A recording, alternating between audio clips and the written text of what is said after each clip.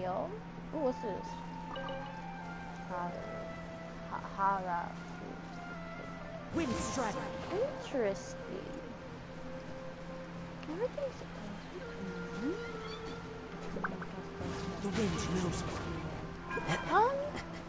This is very lovely. I am very much interested. Let me just get this. Yeah, an actual map. Yeah. Yes, please, the map is in there. Part of it.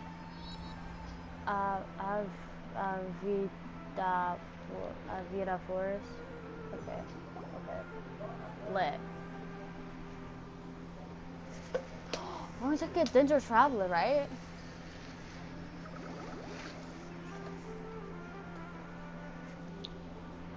I want them.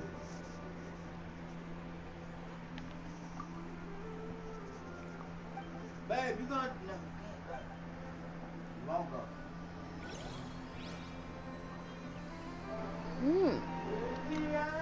I love the two things I think in map. Hold on. This is Danger Traveler, dude. I'm intrigued. Oh my god. Okay. Ultra rare. Actually, it's really nice though. That's a nice animation. What the freak? Oh lord. Oh lord. What's not expecting that? It's really nice though. It's cool. Let's do it in water. Can we get elements of reaction or something? No. Okay. She's gone. Huh? She just walked near that small waterfall and then suddenly vanished. Let's go take a closer look. Okay. Is there gonna be like a very stops or something? Paimon thought this cave would lead to a village or something, but it looks like that's not the case. Look, she's sitting over there. Wait, she couldn't possibly be living here, could she? What should we do now? Do we try asking her for directions again? Alright then. It's not like we have anyone else we can ask. Even if she's not very friendly, we just need her to point us in the right direction. I'm close to 100. We're vibing. Before I continue any further, we're going to live stream on my favorite app, because why wouldn't we?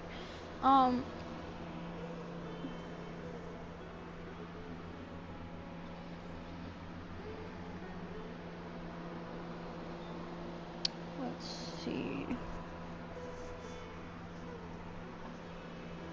Forgot what the name of the app was for a second.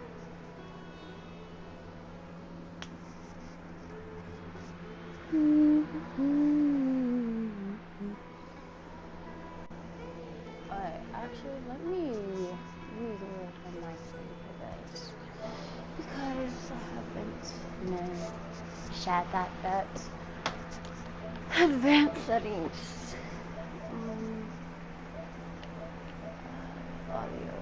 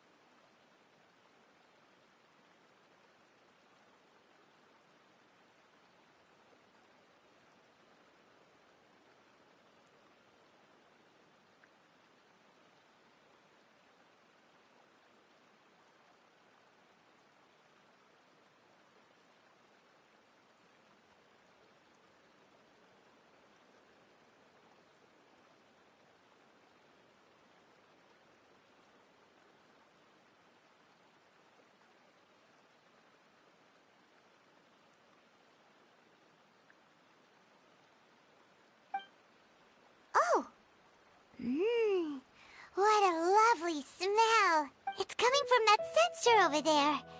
This is definitely not your typical place to call home, but at least it smells nice. Maybe living here wouldn't be too bad after all. Huh? What's the matter? You don't look too good. What? Is the smell making you feel sick? Strange. Paimon doesn't feel anything.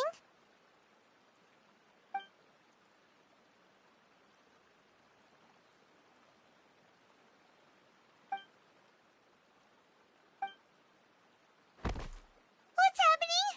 Traveler? This is no time for a nap. Oh, come on, wake up.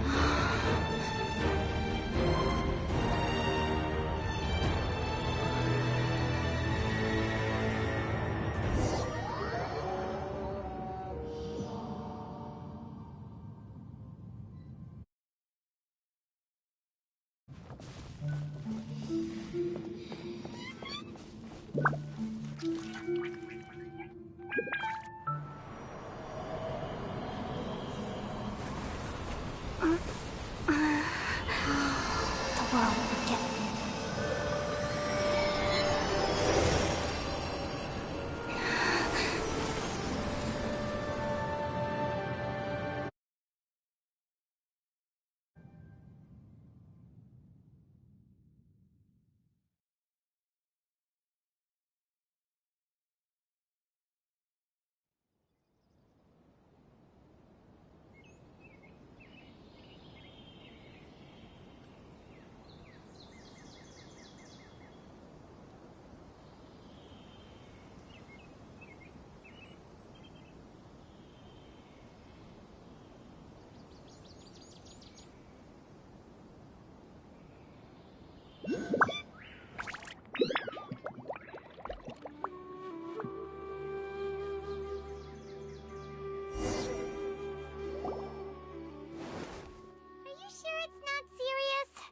Traveler's been out for a long time now.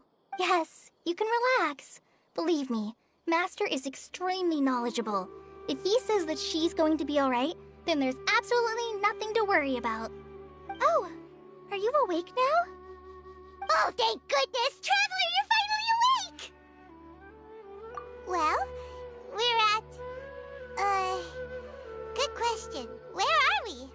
Paimon was in such a panic when you passed out that she even forgot to ask what place this is. This is Gandharvaville. It was originally built by scholars from Sumeru as a place to rest in the rainforest. Now it's mainly used by the forest rangers as a base of operations. My name is Kale. I'm a trainee forest ranger. My master and I found you passed out during our patrol, so we brought you here. Oh, no things are necessary. I didn't do anything really. By the way, how are you feeling now? Any discomfort? Oh, that's Master's herbal medicine you're tasting. He gave you some while you were unconscious. Before I forget, Master mentioned you should take more medicine once you wake up.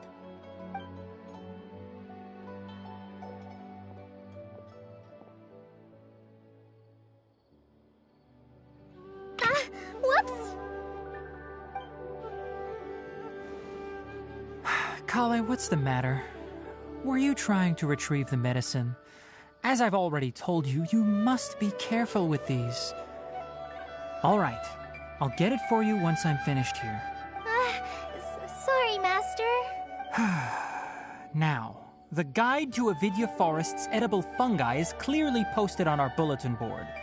But if Farbode forgets which mushrooms to avoid one more time, I'll have no choice but to leave the guide somewhere a little more visible. Like right smack on his forehead so others can remind him to be careful. Right? This is the second time he's come down with food poisoning this month. I'll be sure to give him a good talking to. Yes, please do. If, on the off chance, Farbode simply enjoys having little imaginary fairies dance before his eyes, then we'll just let him be. But the next time he requires any of our medicine, be sure to charge him accordingly.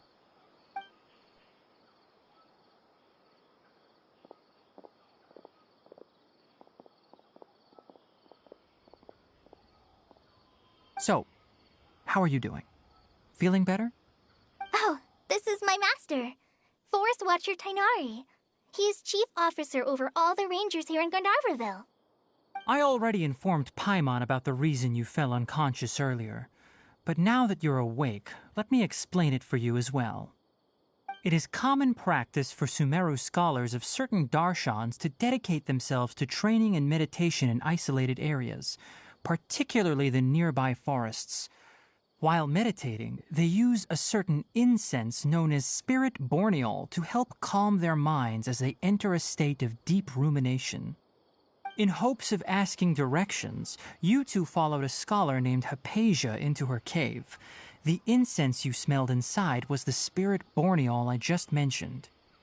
That incense typically has no effect on most people, but for a very select few, it can have profound effects on one's cognition, as you experienced firsthand. Does that make sense? Very good.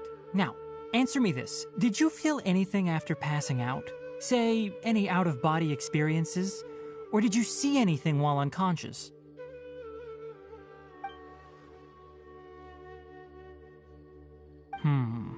Kale, let the others know to stop bringing their patrol logs here for now. Huh? Why? Because these two will be staying here for the next few days. They can have my room and I'll bunk with Amir. Now get a move on and be sure to do as I've said. Yes, Master Tighnari.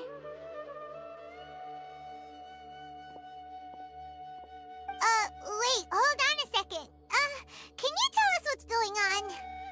Sure, let me fill you in. I originally planned to send you on your way once you finished your medicine. However, it appears now that you should stay a while longer in Gandharvaville for further observation while you recuperate. Further observation? No need to be hasty. As long as you have the capacity to judge between right and wrong, I promise that you'll understand the gravity of the situation once I explain everything to you. Based on what you saw after smelling the incense and losing consciousness, we can conclude that you experienced a powerful hallucination, which suggests your mental state is not in the best of shape. If you're skeptical, have a whiff of this. Oh, are you okay? You're experiencing a similar sensation as when you passed out, aren't you? So even though your condition is stable as of now, if I were to haphazardly let you leave, it's highly likely that you'd suddenly pass out again somewhere else. The rainforest is home to many fierce animals and hazardous areas. If something were to happen to you again, I'm afraid you might not be so lucky. For now, I suggest you continue taking your medicine each day and avoid wandering off on your own. At least until you stop having adverse reactions to this kind of smell, okay? Good. Now continue resting while I fire up another bowl of medicine for you. Seriously? We just arrived in Sumeru and we're already having problems left and right! Paimon knows we're set on meeting Lesser Lord Kusanali as soon as possible, but you really don't look too good. It'd probably be best to let you recover first. Hey! Are you even listening to Paimon? Paimon's over here worrying about you, you know! What's weird? You mean how you're feeling now? You mean the vision of tree roots and red skies you saw? But if those weren't hallucinations, what could they be?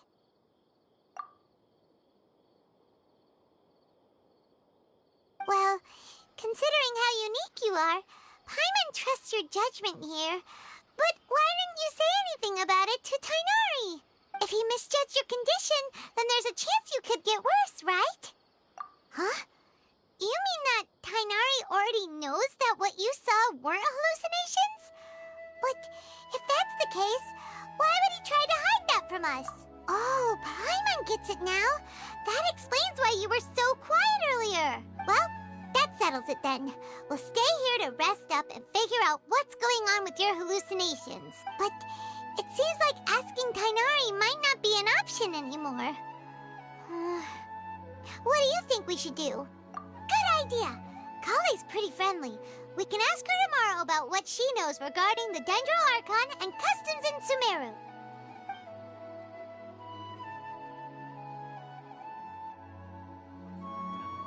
Rise and shine! Come on, it's time to go find Kale!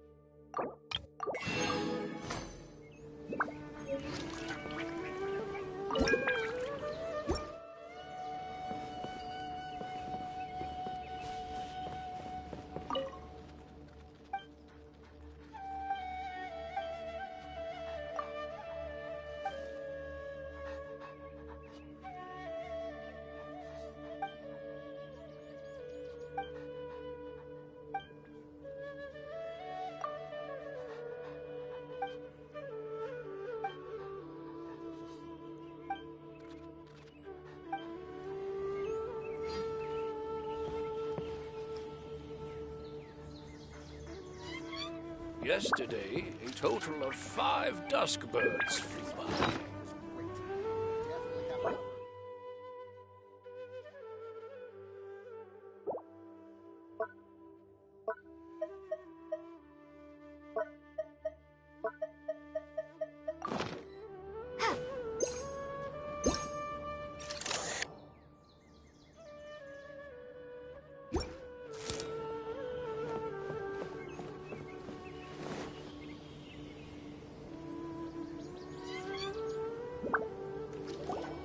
All right, next let's see your right hand.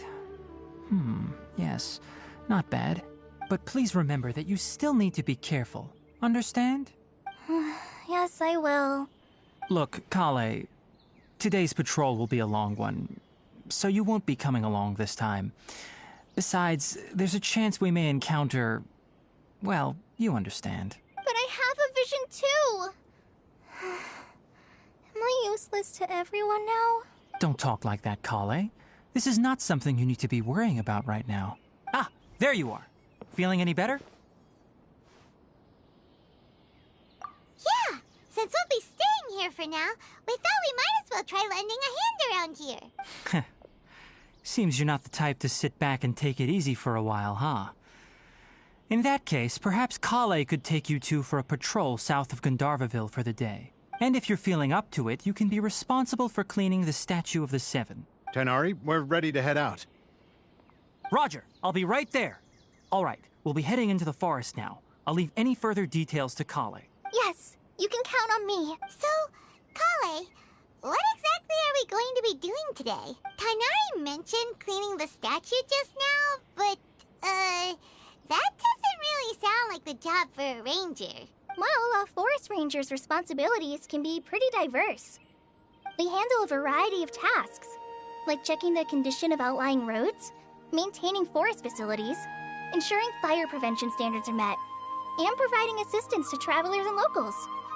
As for Master, well, he has to handle more dangerous areas of the rainforest. Today we can perform routine checks on the pathway lamps as we make our way to the Statue of the Seven.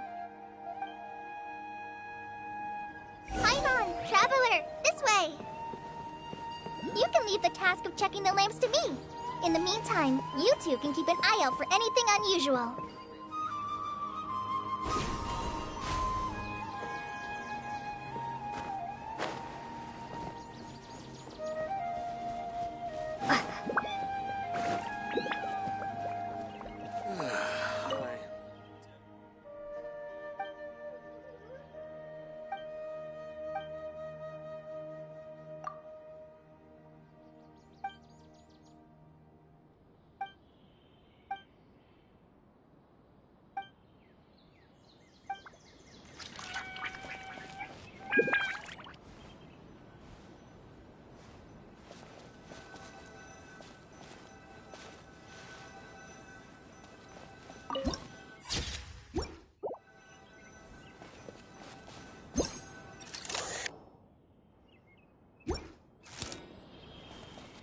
Nothing wrong with these two lamps. Let's move to the next ones.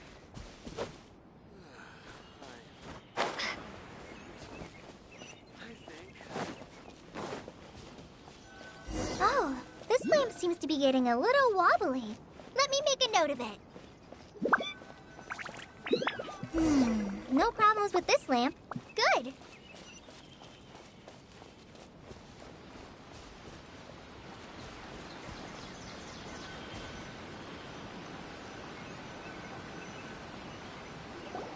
The statue of the Seven is up on top of that large rock formation. You must have seen it when you came down this road before. It's pretty high up there, isn't it?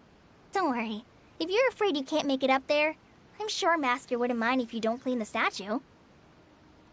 Oh? I guess I'll leave it up to you then. Paimon will fly up with you and help you with those hard-to-reach areas. By the way, Kale, do you know anything about the Dendro Archon? You know, what's she like? That depends. Are you referring to Greater Lord Rukkhadevata or Lesser Lord Kusanali? Huh? Greater Lord Rukkhadevata? Oh, is that the name of the former Dendro Archon? Uh-huh. Greater Lord Rukkhadevata was Sumeru's first Dendro Archon. She created the rainforest as well as the wall of Samiel around the desert. Her works provided a means of peaceful living for everyone. To the people of Sumeru, she's not only a symbol of wisdom, but also of power and kindness. Unfortunately, she disappeared in a great calamity that occurred a few hundred years ago. According to what Master has told me, the sages later found the newly born Dendro Archon and whisked her back to Sumeru. To celebrate the reinstatement of their lost deity, the sages dubbed her Lesser Lord Kusanali and let her reside in the sanctuary of Sarastana. Uh-huh. Then what happened? Well, and then... I'm not too sure what happened, to be honest. Huh? You're not too sure? But aren't you from Sumeru? Yeah, I'm from Sumeru. But... Maybe it's difficult to discuss this topic with strangers. If that's the case, then don't worry, we understand. No, it's not that. I'm not trying to hide something from you. Besides, I don't consider you two strangers. Anyway, you two know Amber, right? Wait, Amber? You mean... Yes, that's her. I once lived in Mondstadt for a while, and she helped me a lot during that time. You could even say that she helped me become a new person. There's no one like Amber. She lives life to the fullest while always adhering to her strong sense of justice. She's ready to answer the call for action at any moment, but is also very understanding of others. She's like the spark that lights the fire in everyone's heart around her. If you ask me, she's a prime example of a true outrider.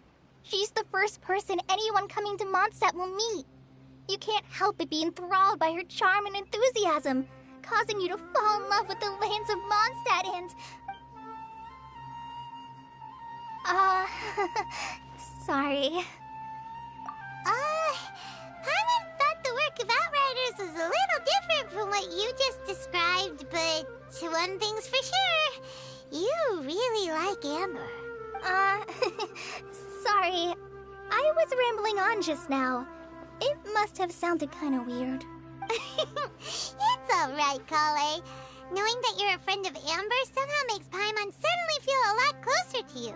So, how do you know that we've met Amber? Well, after I returned to Sumeru, Amber and I have stayed in touch by writing each other letters. In one letter, she mentioned that Mondstadt was attacked by a fearsome dragon, but the city was saved by a mysterious blonde traveler and their floating companion. I knew you two were the ones she mentioned in the letter the moment I saw you. But, considering everything you've been through that day, I thought it'd be inappropriate to bring it up. Ah, so that's how you knew. Yep, so please know that you two have my complete trust. Really. I wish I could tell you more about the Dendroarchon, but I have been away from Sumeru for some time, and I haven't read any books. That's alright. You've already helped us a lot. We had never even heard of Greater Lord Rukkhadevata or the Sanctuary of Surasthana until you mentioned them. Oh, I'm happy that was helpful. There is one thing I want to ask, though. Why do you two want to know about the Dendroarchon?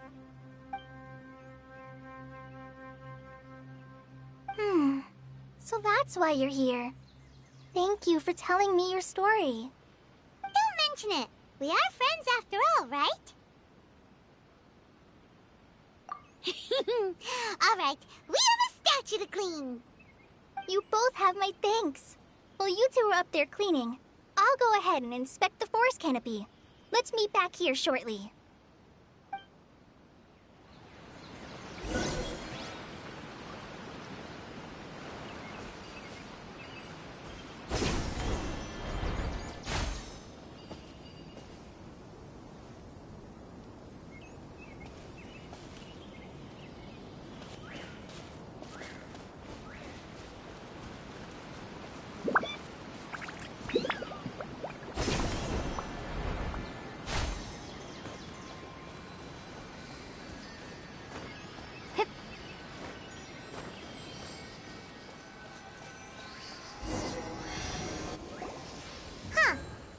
Paimon looks at it, the deity that's carved on the statue is kinda small.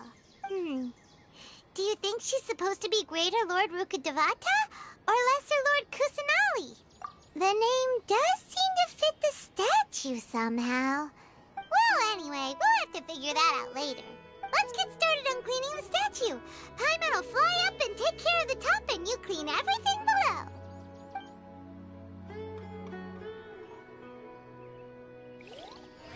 Nice work! That's one clean statue. Let's head down and meet up with Kale.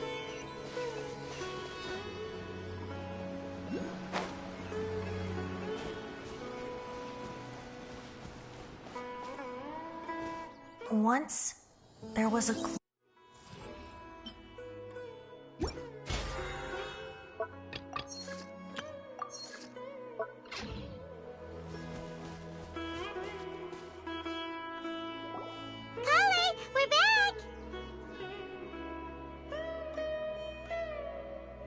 Welcome back!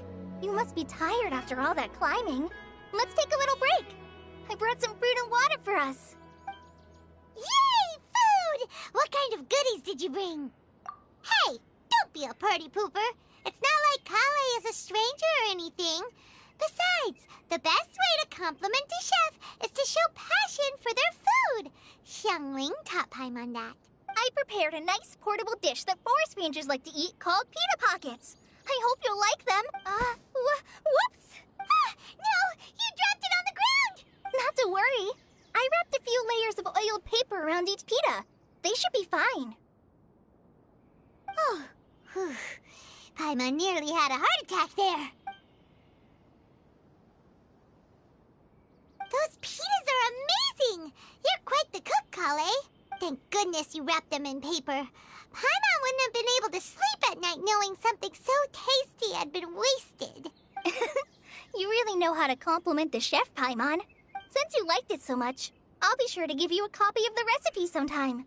I'll even include all my personal cooking pointers, so you'll be making your own pita pockets in no time. Yay! Thanks, Kale! It's hard to believe someone as diligent as you could have clumsy moments, too. Oh, I guess it happens from time to time. So, Kale, don't you think that Tighnari's a little too strict with you? He won't let you touch anything without his permission. Paimon knocks stuff over all the time flying around the Traveler, but she's never said anything. Everyone has their clumsy moments. No, you've got the wrong idea about Master. Sure, he may seem a bit harsh at first, but with some time, you'll see that he's actually very kind-hearted. I've heard the veteran rangers say that Master is from some ancient and mysterious race that is known for their cunning wit and reclusive nature. Oh, by the way, you've heard of the Academia, right? Well, there's a group called,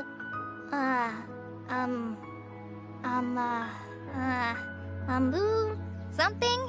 Well, anyway, because Master does a lot of research on plants, sages from the Academia have written him many times, inviting him to take up an official position there. But Master declines their offers every time, saying, Sumeru City is too noisy. It'd be bad for my ears. Seems you already know him well. Anyway, I'm sure the sages were not happy about his responses. Master could obviously have a bright future in the Academia, but he insists on sticking to the path of a forest watcher. Every day he helps the locals of the forest and passes on his extensive knowledge to trainees like me. In fact, Master's the one who taught me how to make pita pockets. Really? Paimon would have never guessed that. Oh, speaking of Tighnari, he was the one who took care of you after finding you passed out yesterday. He even carried you all the way here. Paimon's still kinda upset, though. He kept scolding Paimon the entire way here.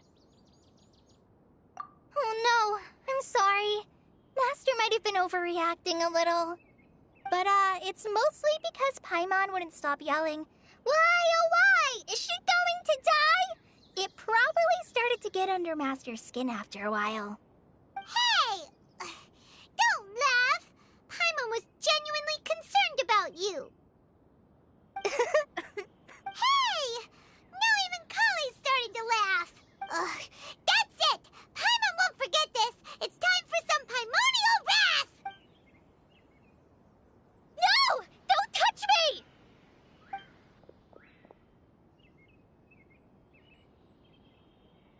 Oh, sorry, Kale.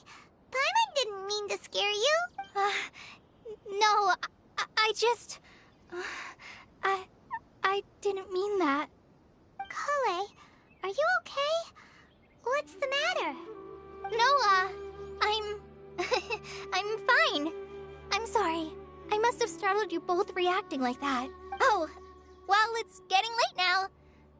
Let's hurry back to Gandharville. I think Master and the others should be back by now, too.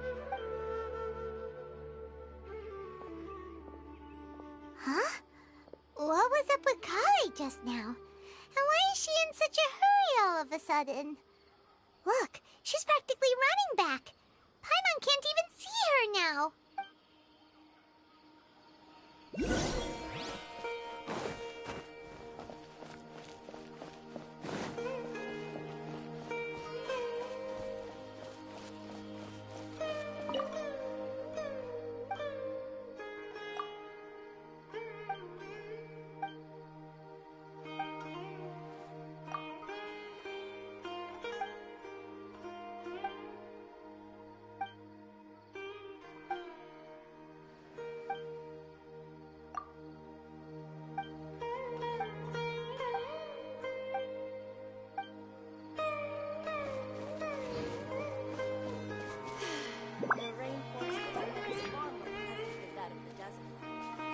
Ah, Traveler, you've returned.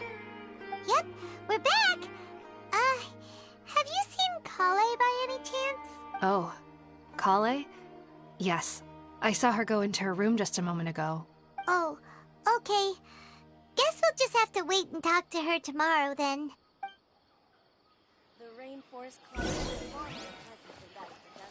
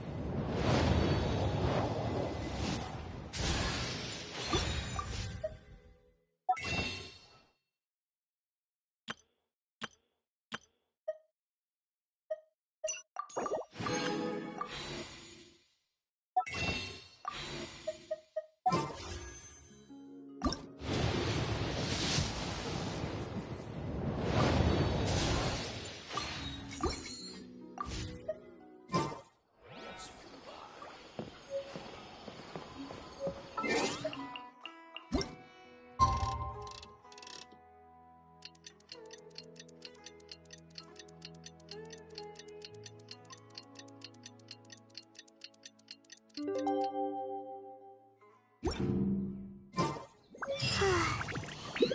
was thinking all night about what happened with Kale, and still can't figure out what the problem might be. Maybe she's in a better mood now. Let's go check on her.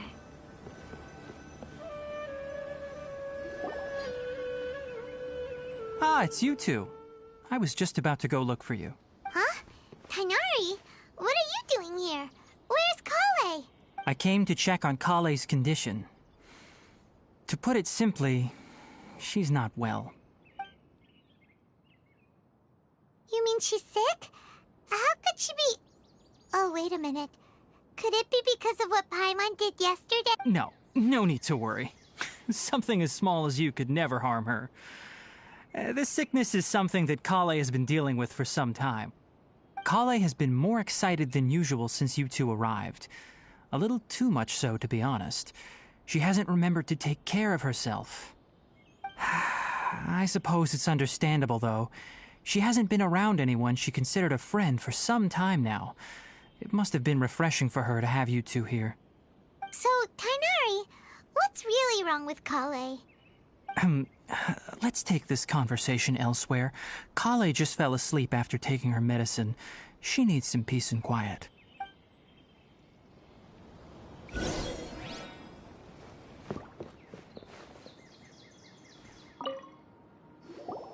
Shh!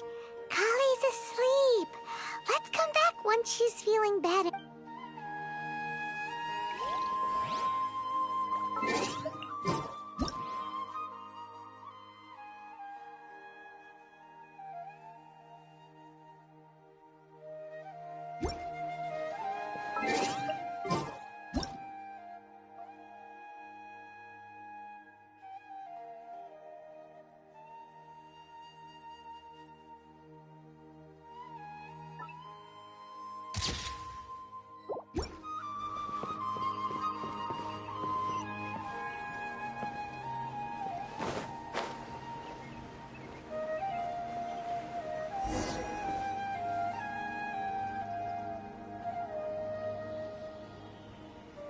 All right, let's continue our conversation here, shall we? To be honest, I hadn't realized that you're that honorary knight from Mondstadt until Kale told me just now. I've also heard all about your deeds in Liyue and Inazuma. So, just to clarify, what I'm about to tell you about Kale is not because of who you are or your past feats. Instead, I am going to tell you because, well, because Kale asked me to. And honestly speaking, I was against Kale revealing her past to you.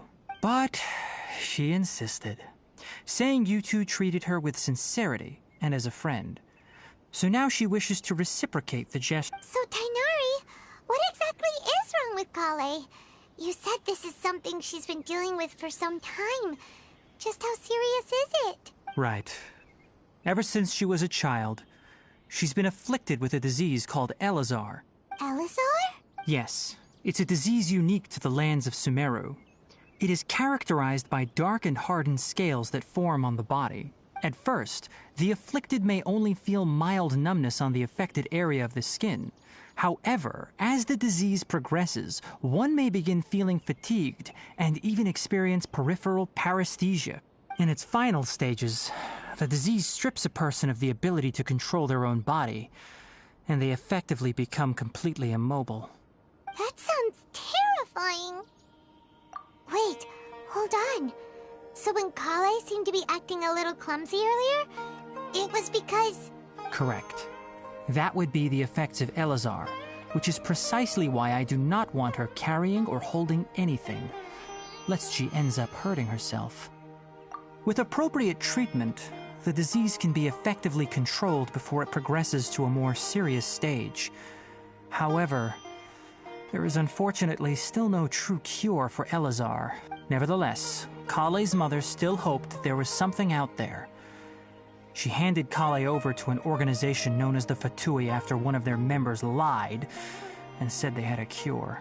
What? The Fatui? Ah, it appears you are already familiar with them. That'll save me some explanation. Anyway, the person who eventually rescued Kale and brought her to me for care said that she had been given to a harbinger known as the Doctor. I have no idea how this doctor managed to do it, but her case of Elazar was completely stable for all the years that Kale was with them. However, Kale's days with the Fatui were anything but pleasant. Kale is a resilient individual and always tries to appear cheerful, but her experience with the Fatui has left deep scars. Even now, she can still feel deathly afraid of someone touching her. Oh, Paimon had no idea Kale's been through so much suffering. Oh, by the way, Paimon, Kale wanted me to tell you that she's sorry for scaring you yesterday. She also wanted both of you to know that she's sorry for hiding her illness. She doesn't need to apologize. None of this is her fault at all. Well said. I hope you'll get a chance to tell her that in person the next time you see her. Kale once thought that it would be impossible for her to have any real friendships. I trust that you two will never let my trainee experience such emotional pain again. Don't worry, Tighnari. We'll take good care of her. Well, it's not too serious at this point. She overexerted herself the last couple of days, which is what led to her breakdown this time. As long as she has taken her medicine and gets plenty of rest, she should get better. Though, I must admit that Kale's condition was much more stable when she first arrived here in Gandharvaville. She was interested in the work of the forest rangers the moment she saw us. I could see that she was serious about learning, so I felt compelled to ask her to join us. Her stamina has gotten much worse recently. Though a moderate amount of physical exercise is always necessary, I'm afraid the long-distance patrols are a little too much for her now. All right. Now that I've told you about Kale's past, I think I'll head into the rainforest to find some ingredients needed for her medicine. I'll see you two later. Yeah, we'd like to do something to help Kale too. All right, but I must warn you two. The rainforest is a dangerous place, especially for someone who's still recovering like the Traveler. You must follow closely and listen to every instruction. No problemo. Let's go then. We'll be looking for a plant known as Lunar Lotus. It's often used to help those afflicted with Elazar recover their energy. Hey, Tighnari? Where exactly are we going to find this plant? Lunar Lotus can be found all over the rainforest, but it often grows right here.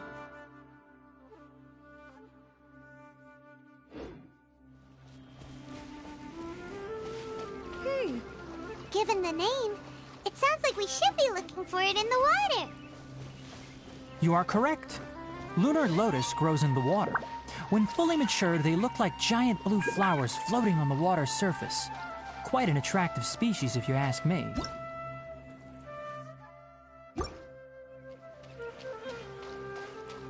The large petals are actually the plant's leaves and sepals, which surround a very small flower. You should note that many of the plants found in Sumeru have names that are contrary to their species. Take the Kalpalata, for example. The plant is not a lotus at all, but rather a vine. And then there's the Sumeru rose, which is not a rose, completely contrary to its name. Oh, okay then. Note to Paimon, never bring up the topic of flowers with Tighnari.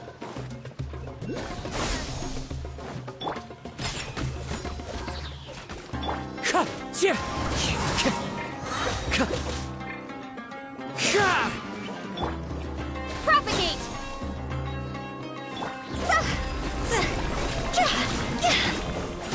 Pew pew!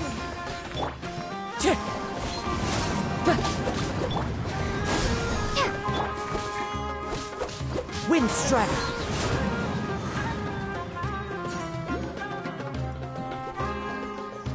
One with nature! Yeah! See? Scatter!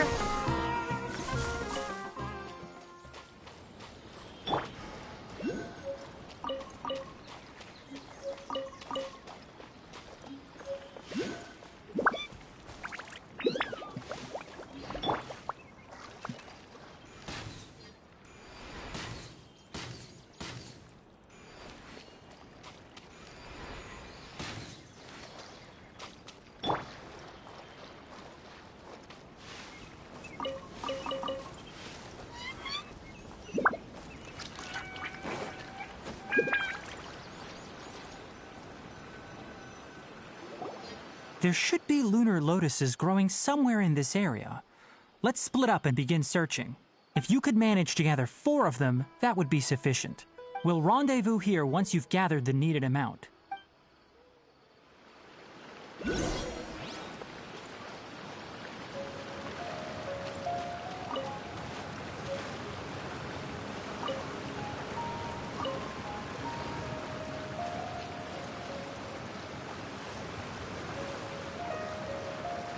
Alright, we've gathered enough lunar lotuses.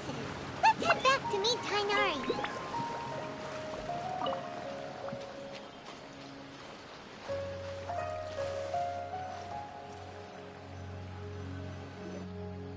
Hey, Tainari! We found the lotuses you requested. Let me take a look. Good, very good. These are all excellent quality. I'm quite glad you two came along. Your exploration experience helped save me a lot of time here. It seems we even have enough time to stock up on some other things I need. Hey, Tainari! Oh, Tainari! Someone's calling your name! They're dressed like a forest ranger. Ah yes, that's Amir and the others. But didn't they just set off not too long ago? What are they doing back so early? Let's go find out what's going on.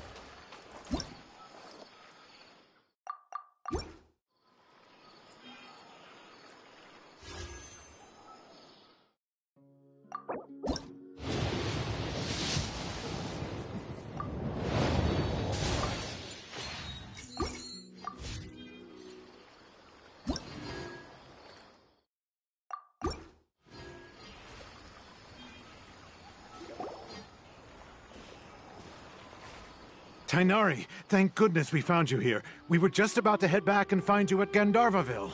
What's going on? We just discovered a withering zone. The Withering is back? But the patrol route you were on should have been already clear just a week ago. It reappeared so quickly. Can you tell me the exact location? It's up ahead, deep in the river valley. It's appeared in a spot that blocks nearly the entire narrow part of the valley area, so we decided to come find you as quickly as possible. And the radius of the contamination?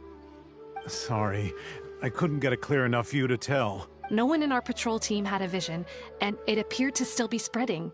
So we didn't risk getting any closer. Okay, I understand. You made the right decision. I'll go deal with it right away. Wait, Tainari! Why don't you let us help you? You two have only just arrived in Sumeru. You're still unfamiliar with many things in these lands. There's a unique type of anomaly that occurs in the Sumeru rainforest. It's called the Withering. The affected areas not only cause nearby vegetation to wither, but it's also lethal to wildlife and even people. If you don't carry a vision, then you should think twice before approaching such places. Yes, Amir is absolutely right. I wasn't kidding when I said the rainforest is a dangerous place. As Amir said, only someone with a vision, that is, the power to manipulate elements, will be able to resist the Withering's corrosive effects for a time. That's right. If any of the forest rangers without a vision come across a withering zone, we first make a record of the location and then have a ranger with the proper abilities deal with it. Like, only someone with a vision can venture within a withering zone and find a way to deal with it.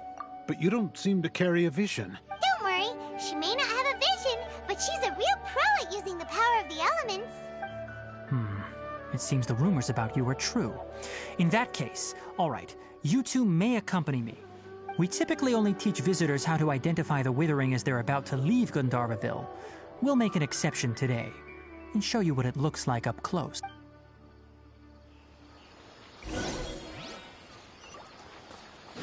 Time to go.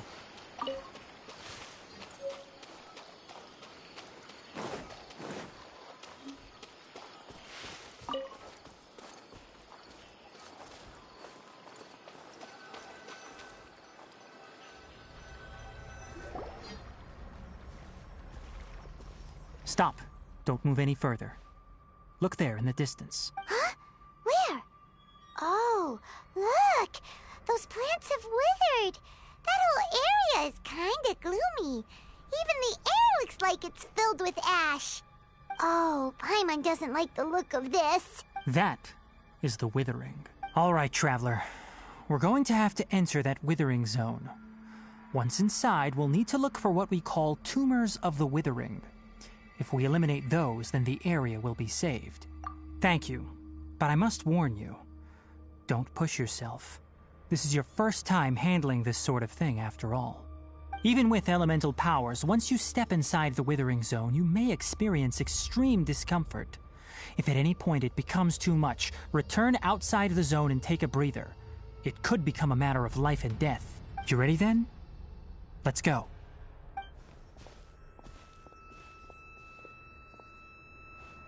First, we must locate any branches sustaining the Withering Zone.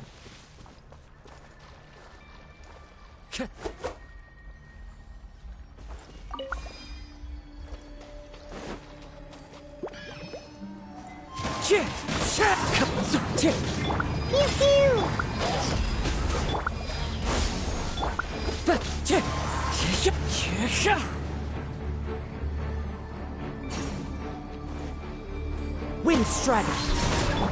Yeah!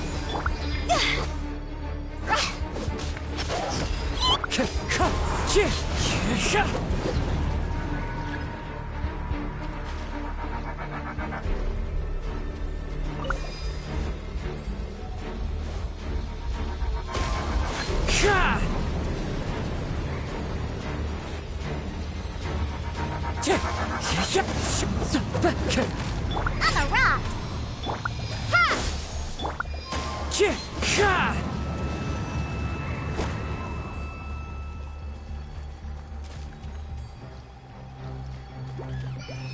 The wind knows me.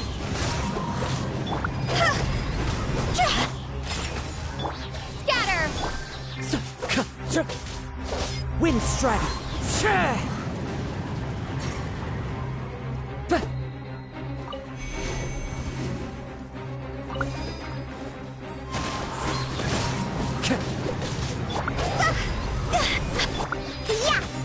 Propagate!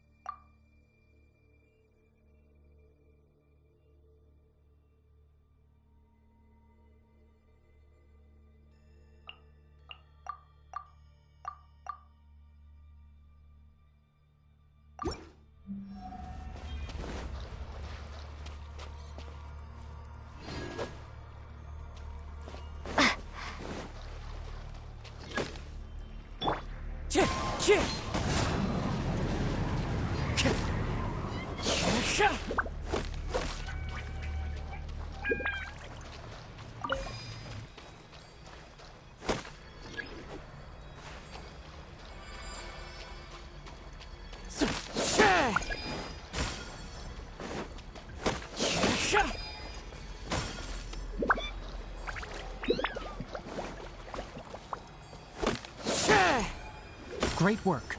Now that all the branches have been cleared, we'll need to take care of the tumor.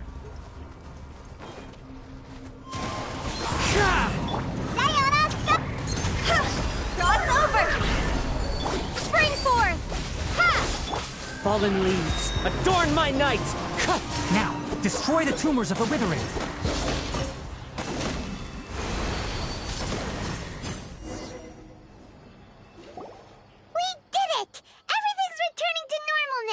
Yes, thanks to you two.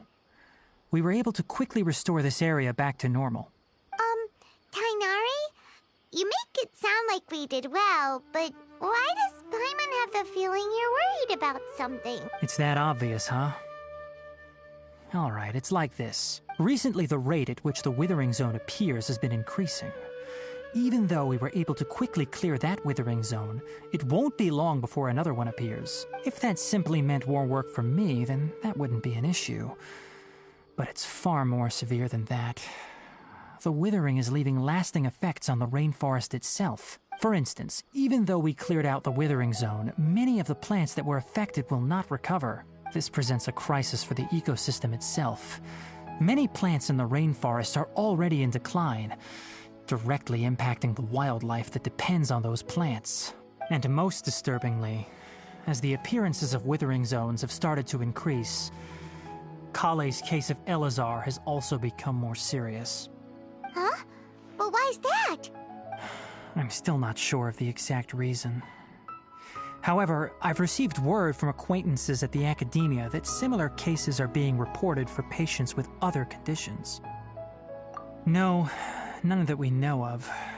The Withering has been recorded in Sumeru for millennia. It's said that it originates from the depths of the world. By the way, have you heard of Irminsul before? Irminsul is a tree located deep beneath the surface.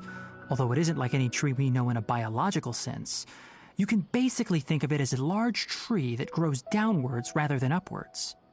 I'm sure you've heard of ley lines, right? They're like the roots of Irminsul, spreading and extending from a massive cavern deep underground all the way up to the surface. Ley lines continually absorb the memories of this world, which are then funneled into Irminsul, allowing it to collect knowledge and wisdom from ancient times to present day.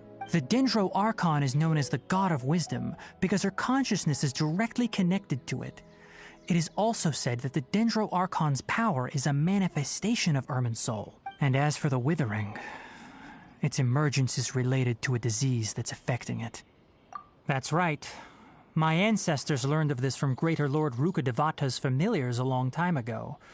But even those mysterious creatures did not know of a cure for Irminsul. I'm afraid we Rangers will be battling the Withering Zones here for a long time until a cure is found. Alright, that's enough on this topic for the time being. Now that we've taken care of things here, it's time for us to head back to Gandharvaville.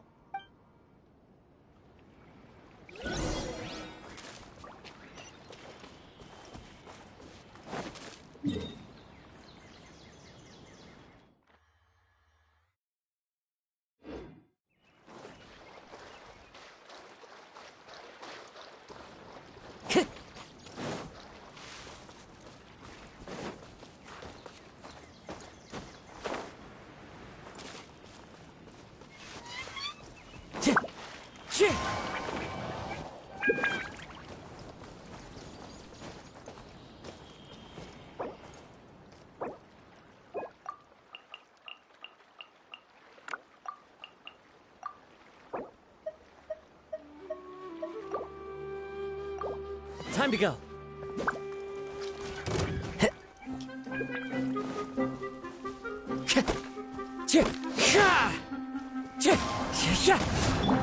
Propagate!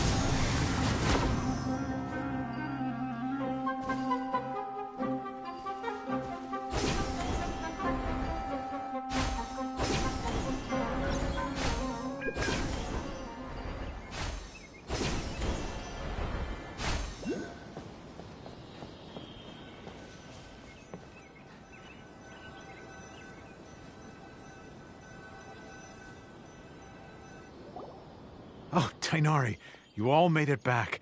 How did it go? The Withering Zone you reported has been taken care of. No need to worry. Huh. Wait, is that? Oh no, Hypatia!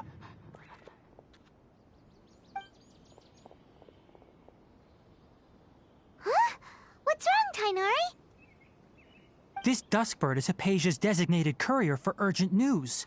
You do remember her, don't you? She's the scholar you and Paimon were following when you first arrived in Sumeru. Oh, her? How could we forget? So did something happen? Let me see what's written in the letter first. So what's it say? And what's with that weird expression on your face? Just let Paimon read it. Huh? All Paimon sees are 3 squiggly lines. Yes, allow me to explain.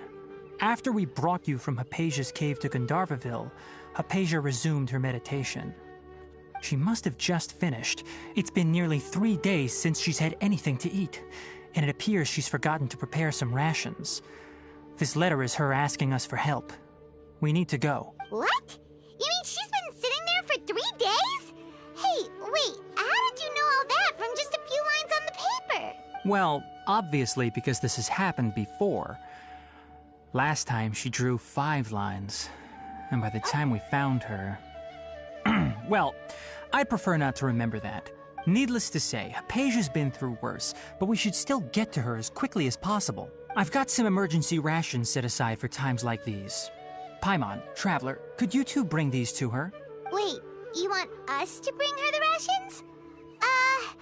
But will the Traveler be okay if her cave is still filled with that funny incense? Let's find out. Here, Traveler, take a smell and see. So, how do you feel? Huh? Really? You're not feeling even a little drowsy? But wait, how'd you know that she'd be okay this time, Tighnari? Back when we were clearing the Withering Zone, I observed that she could adeptly manipulate the Dendro element. I knew then that she would be fine. And if I may ask, when I was telling you two about Irminsul's ley lines, was what I described similar at all to what you saw while you were unconscious? That's correct. Those weren't hallucinations at all.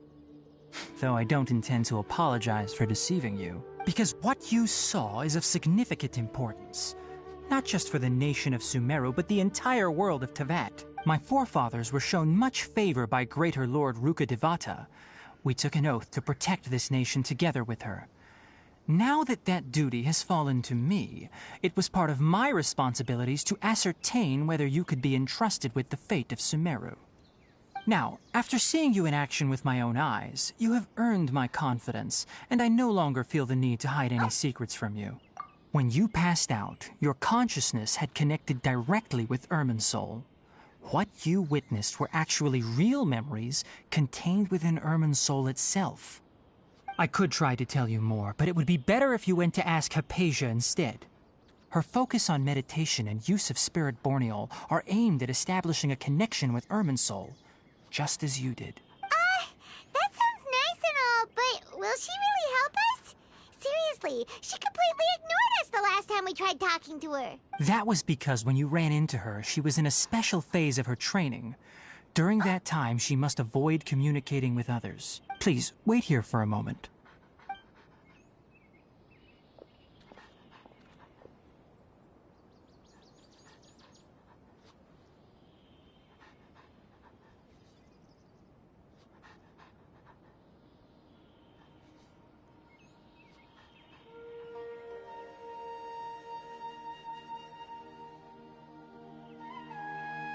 Here, take these. It's a meal I packed for Hypatia, as well as some other ingredients.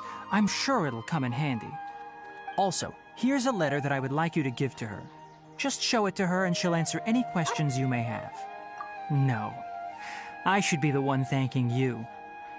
You've both been a great help these last few days. Hypatia should still be in the cave. Let's go inside and see how she's doing.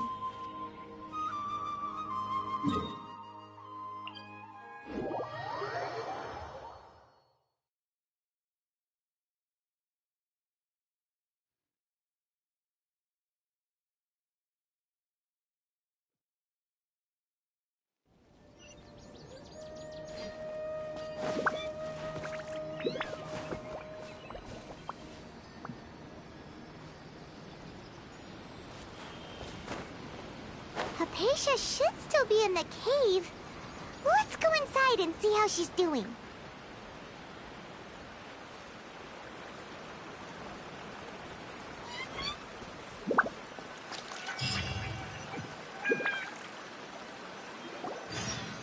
Hello?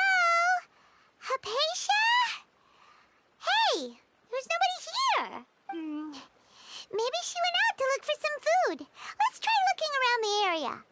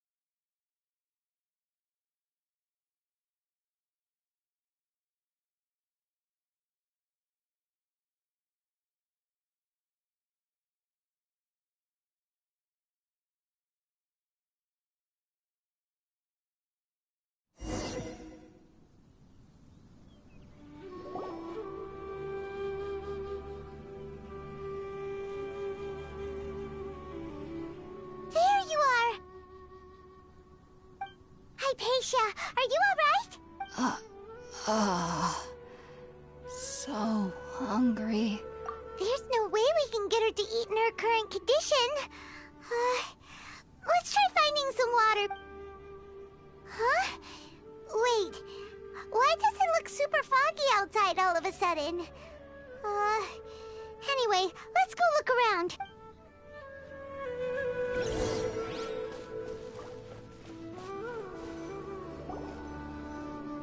Huh?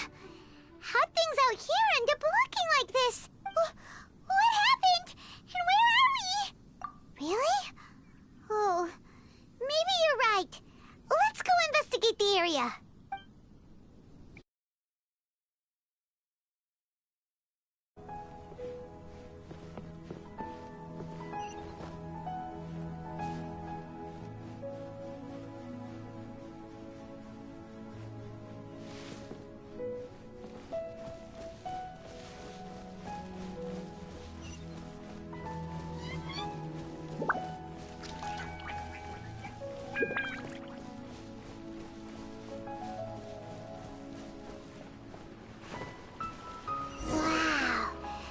This is huge! Paimon knew there's something off about that cave. Let's think of a way to get over there and have a closer look. Who knows? Maybe we'll find a lead of some kind.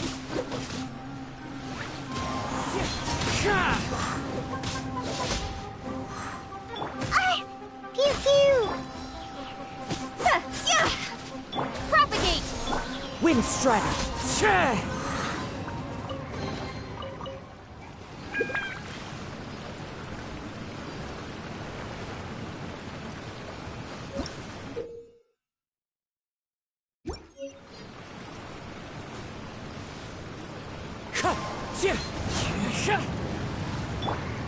Scatter! Into the wind!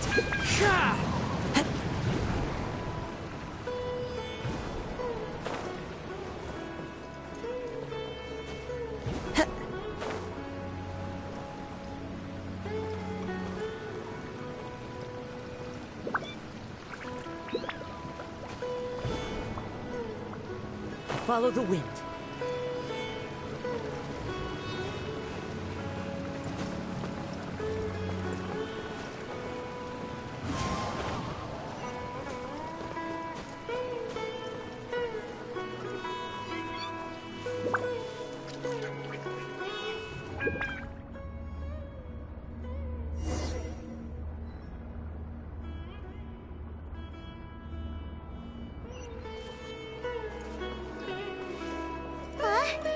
What happened just now? Why'd everything around us suddenly change?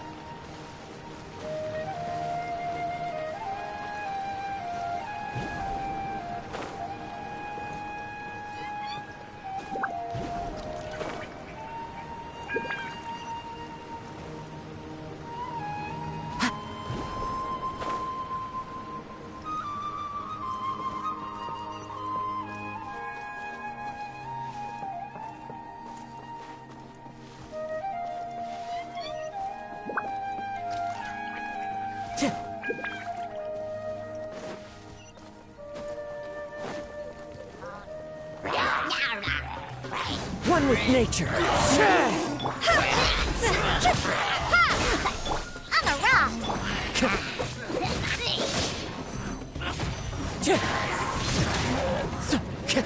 Pew pew.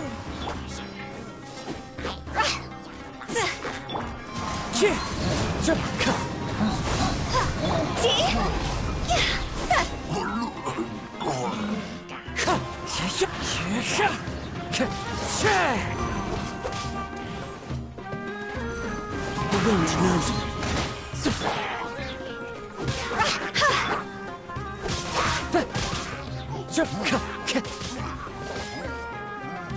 Into the wind. On the rock! Scatter!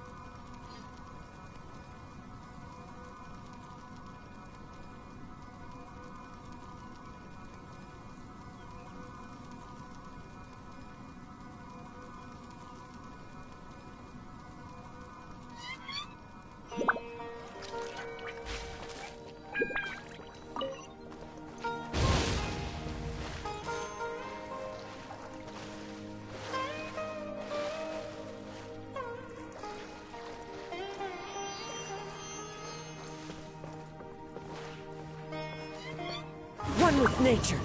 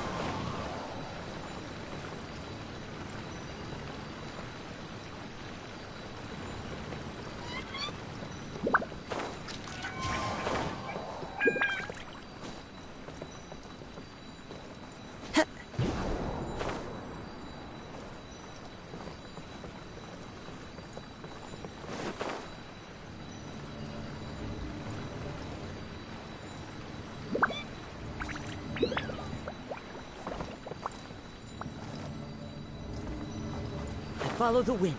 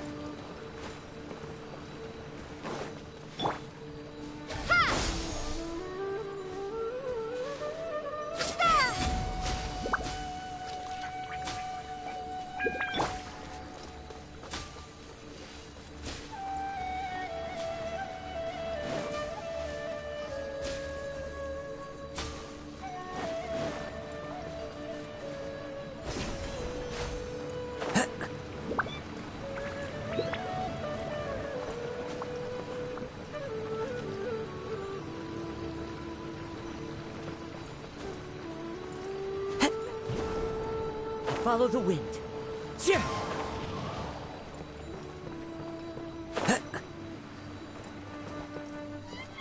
The wind knows me.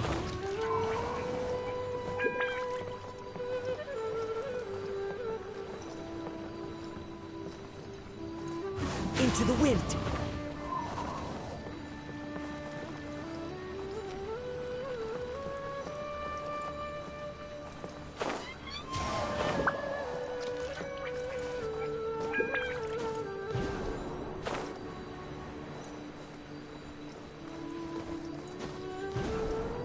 Follow the wind.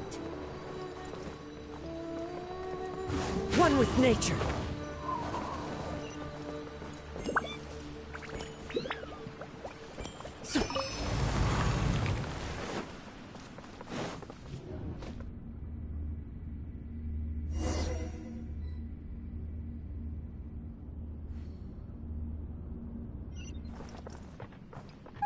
What is going on here?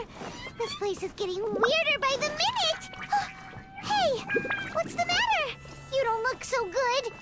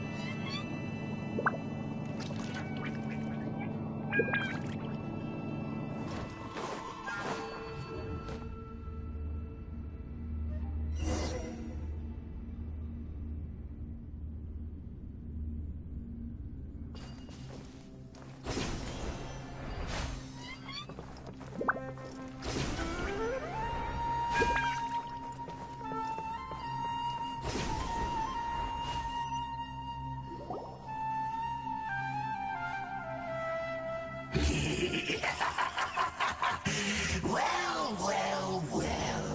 Looks like we meet again, traveler. The Abyss Herald!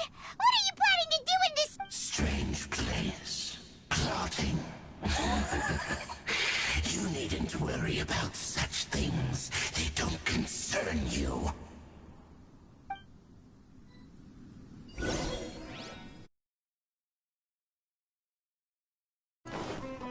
Wind Strider! Time to go! Higher, hands on fire! Can't handle you. As one with wind and cloud! Propagate!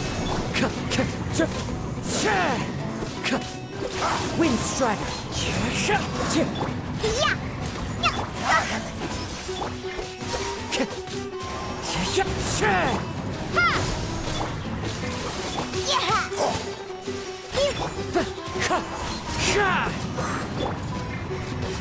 Scatter!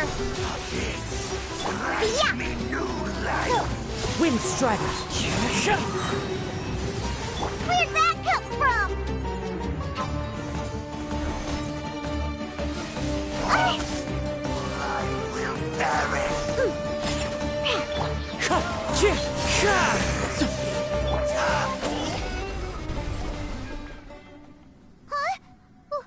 Why can't we beat this guy? Oh, Paimon doesn't get it! We faced others like him before! What's wrong this time? Traveler, though you may have managed to avert countless crises before, your good fortune was bound to end sooner or later. It's time you realize how weak and powerless you really are. Your brother. Oh, pitiful traveler. Are you really so ignorant? Or are you just living in complete denial? His Highness has long since forsaken you. Your meager existence in his eyes is that of an annoying bug, only to be stepped upon. The bonds of love and family which drive you to find your sibling are utterly gone.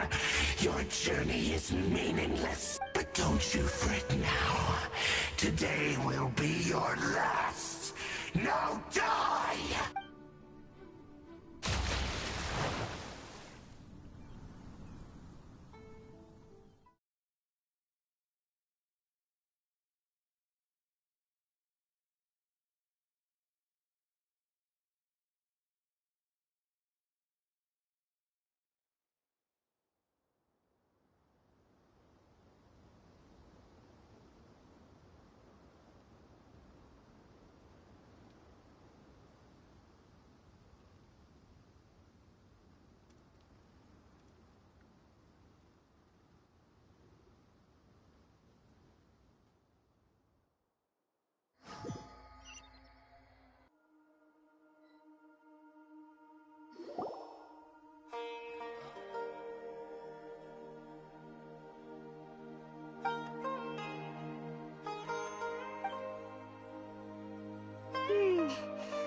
do we do?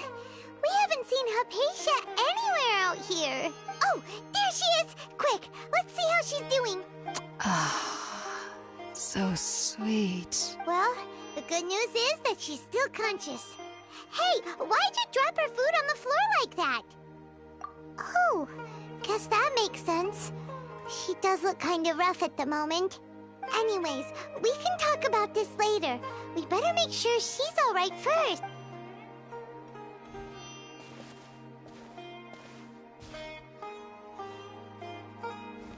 Whoa, wait a sec. Look at all this fruit lying around her. We can put that to good use.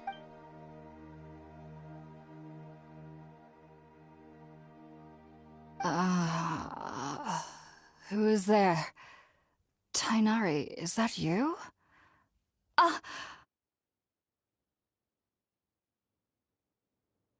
Huh? It's okay. You can relax, Hypatia. Tighnari sent us here to bring you some food and water. Here, we have a letter that he asked us to give you.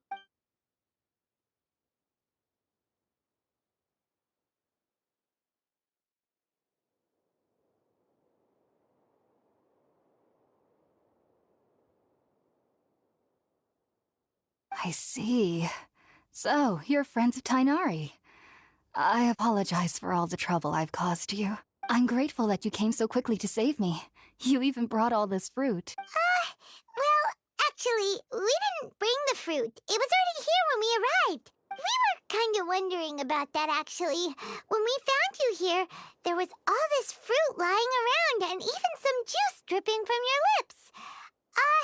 How did you end up like this anyway? Oh, really? I seem to understand now. All the fruit was likely from my, neighbor. Must have come by and saw me like this. Your neighbor? You mean there's someone else living nearby? Oh? So you're able to see them too?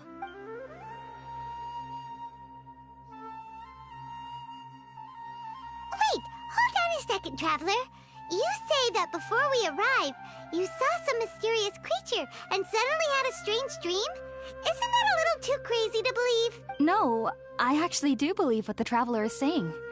I myself had a similar experience once before and ended up scaring my timid little neighbor here. You needn't worry. They mean you no harm. They only dragged you into the dream because they hoped to buy themselves a little time in order to scurry away. So, Hypatia, just what kind of creature is your neighbor exactly? I'm not sure what it's called, to be honest.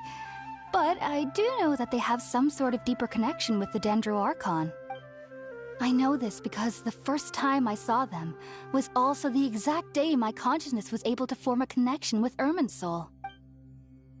Even after I opened my eyes and stopped meditating, my heart was still pounding, and my mind was racing with all the knowledge that I had touched. And at that very moment, I suddenly noticed a small figure at the opening of the cave. In my curiosity, I began to walk over to the creature. They must have already been used to me living in the cave, because they didn't seem to mind me approaching them. They just kept doing whatever they were up to.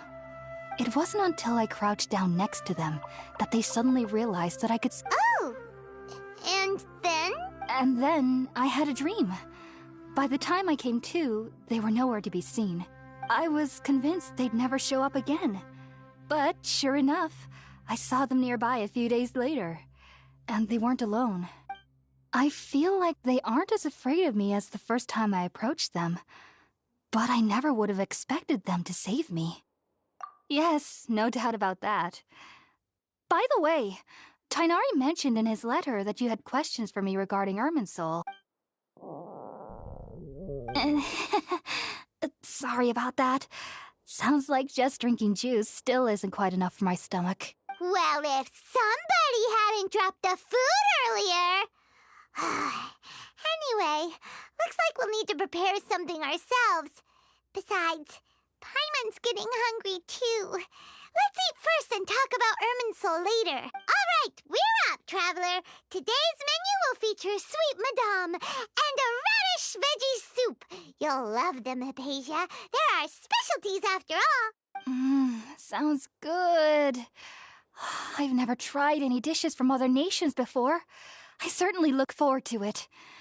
It's been so long since I've had a decent meal, too. To be honest, the last time had to be when Tighnari came to visit.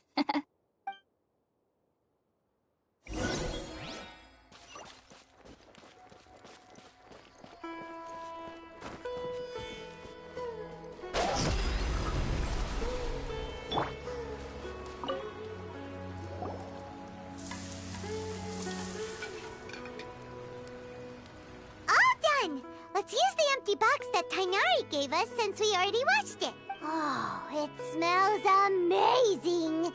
And the box is a nice touch, too. Let's go serve this up and start eating with Hypatia.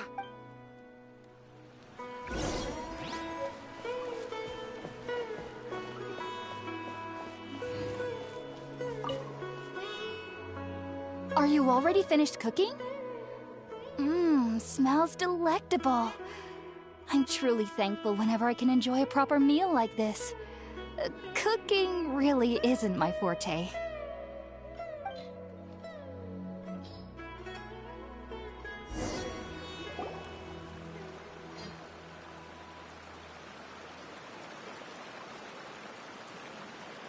Even though everything you mentioned was in Tighnari's letter, it's still hard to believe you were able to connect with Irminsul immediately after smelling Spiritborn Ale for the first time. It took me nearly 3 years before I could do so. And everyone at the Academia even lauded me as a genius. You should know that some researchers spend their entire lives without ever successfully connecting with Irminsul as you have. So why does this incense allow people to connect to Irminsul? The ingredients used to make Spiritborn Ale primarily consist of plants created by Greater Lord Rukkhadevata.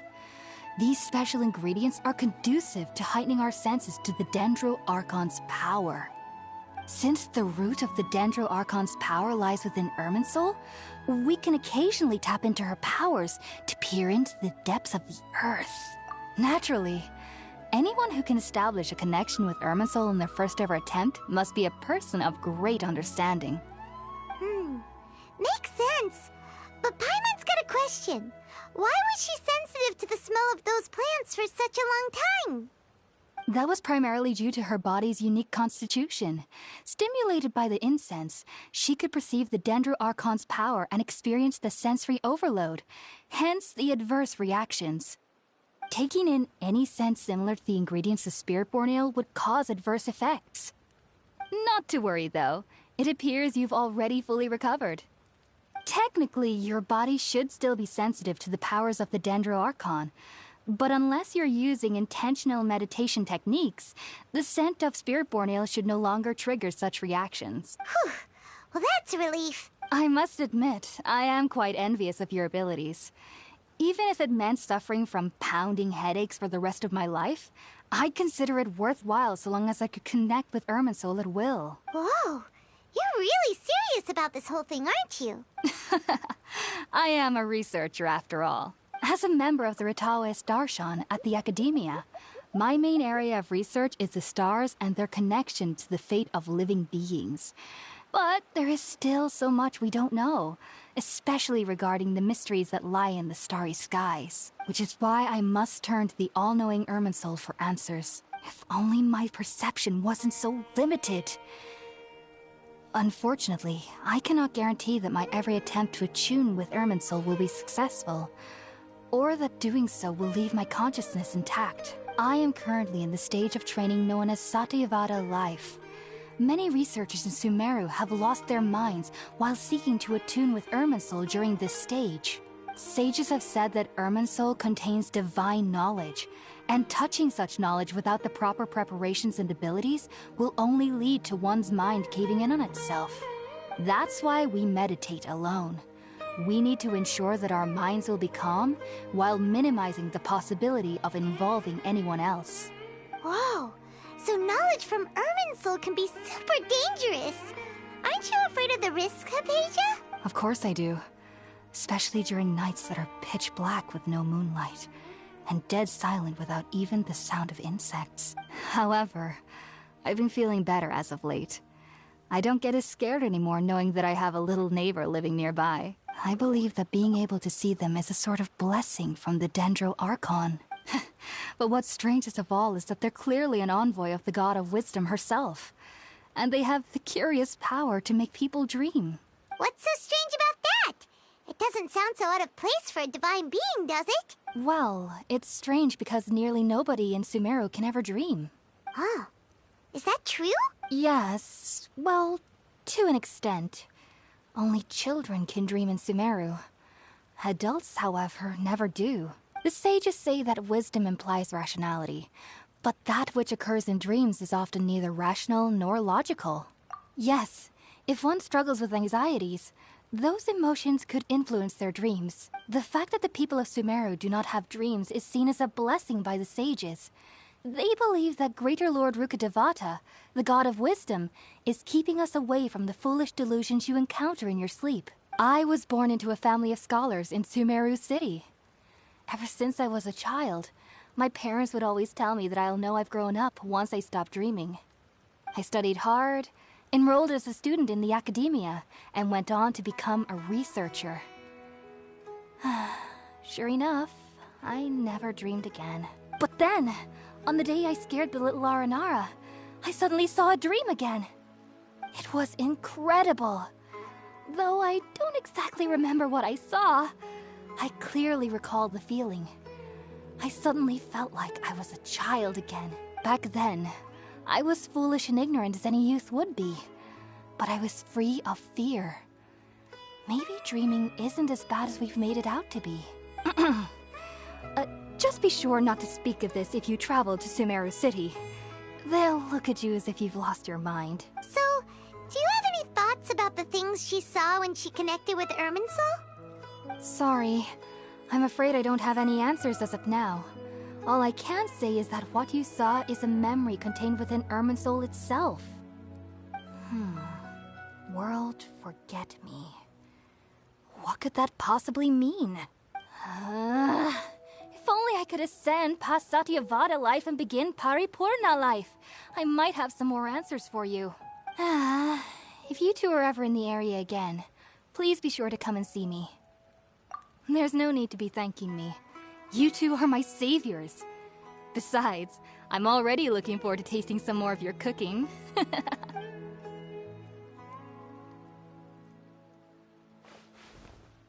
Now that we know Hypatia is alright and had the chance to ask her some questions, Paimon thinks it's about time to head back to Gandharvaville.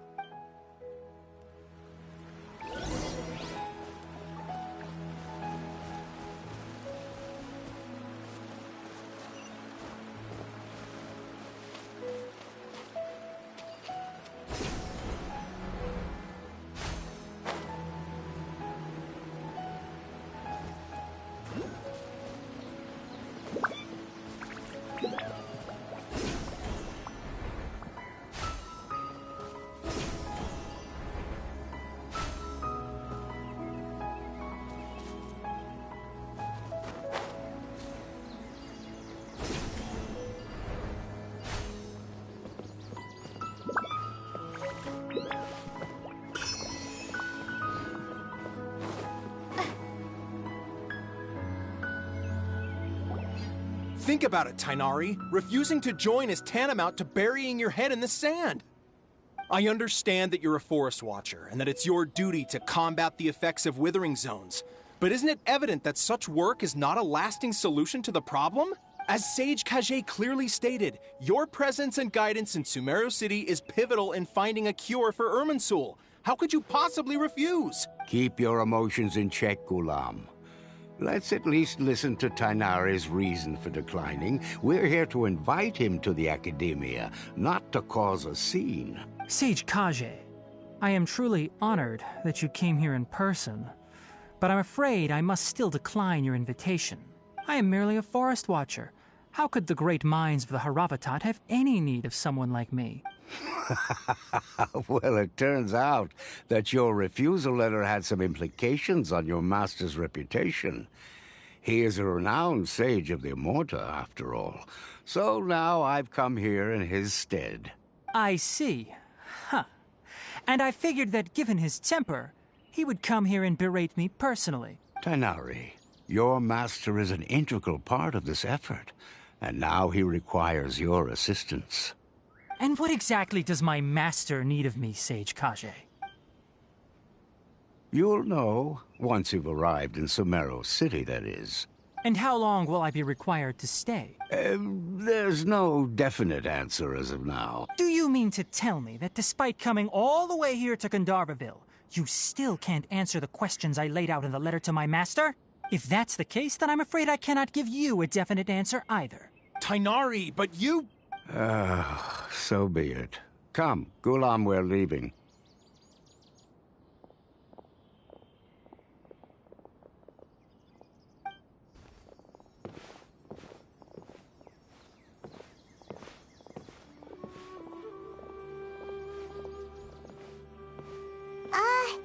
Tighnari, what was that all about? It's nothing.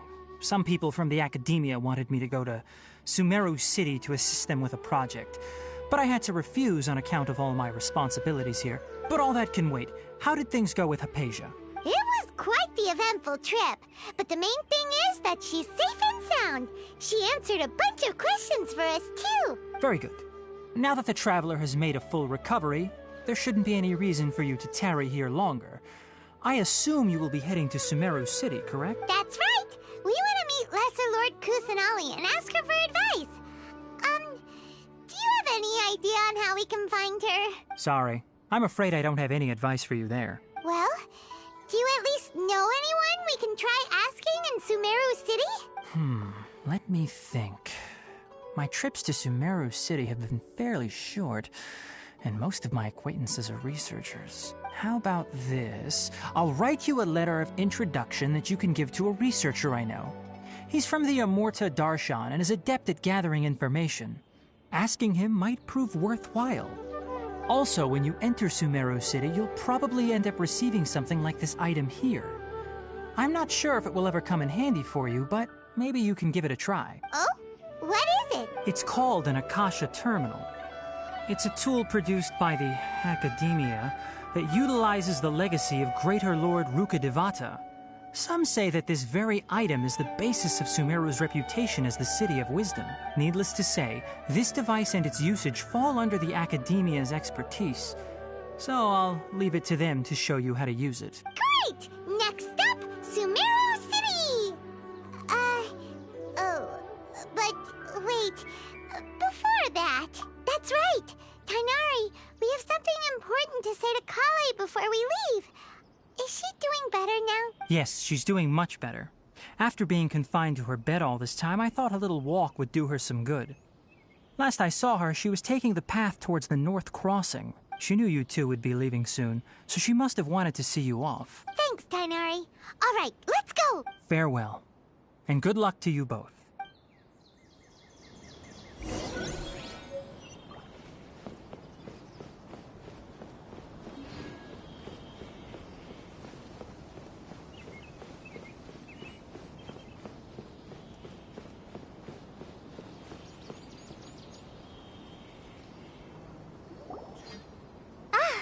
I've been waiting for you two.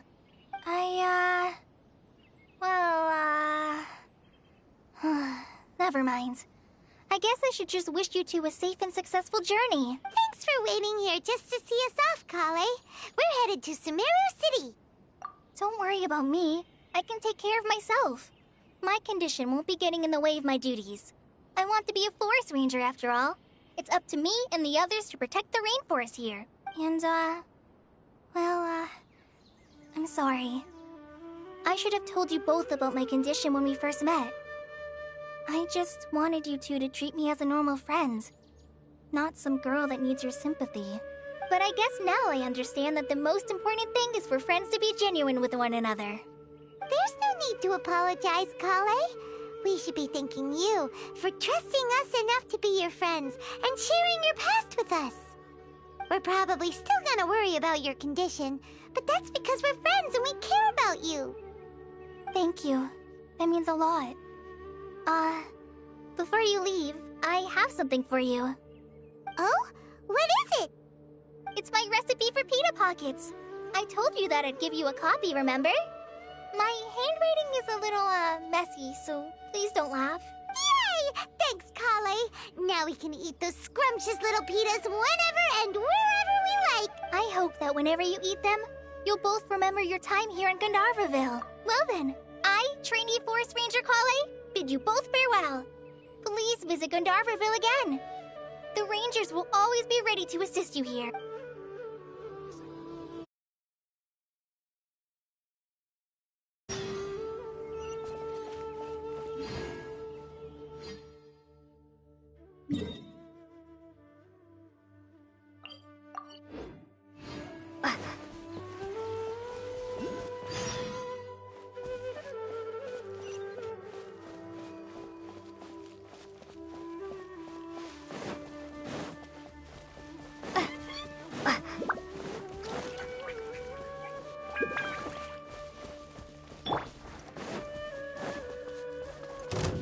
Into the wind.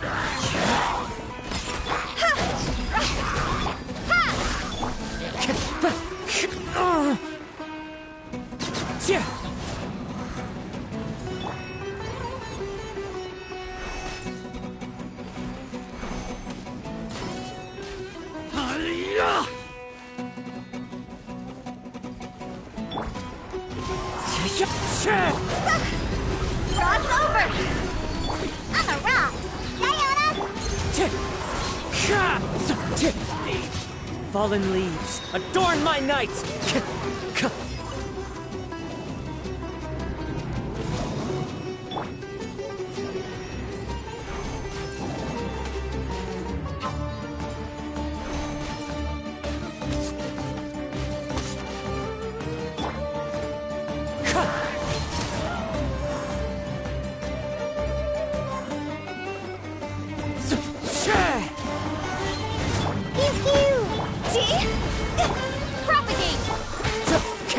Wind Strider!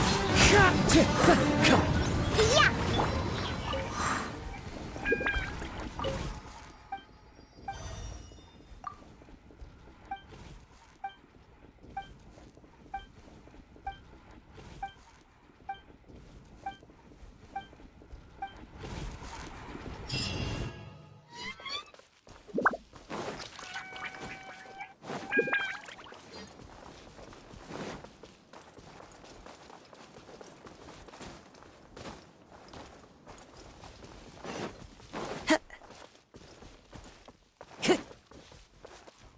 Time to go. The wind leaves me.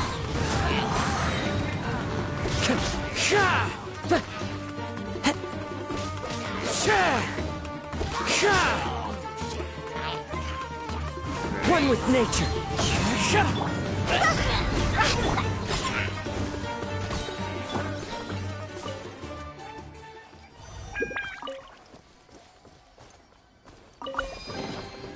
Fateful offering.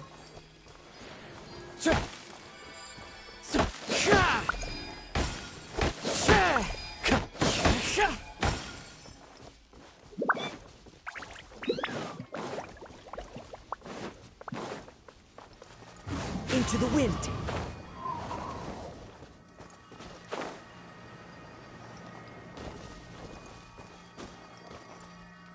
One with nature.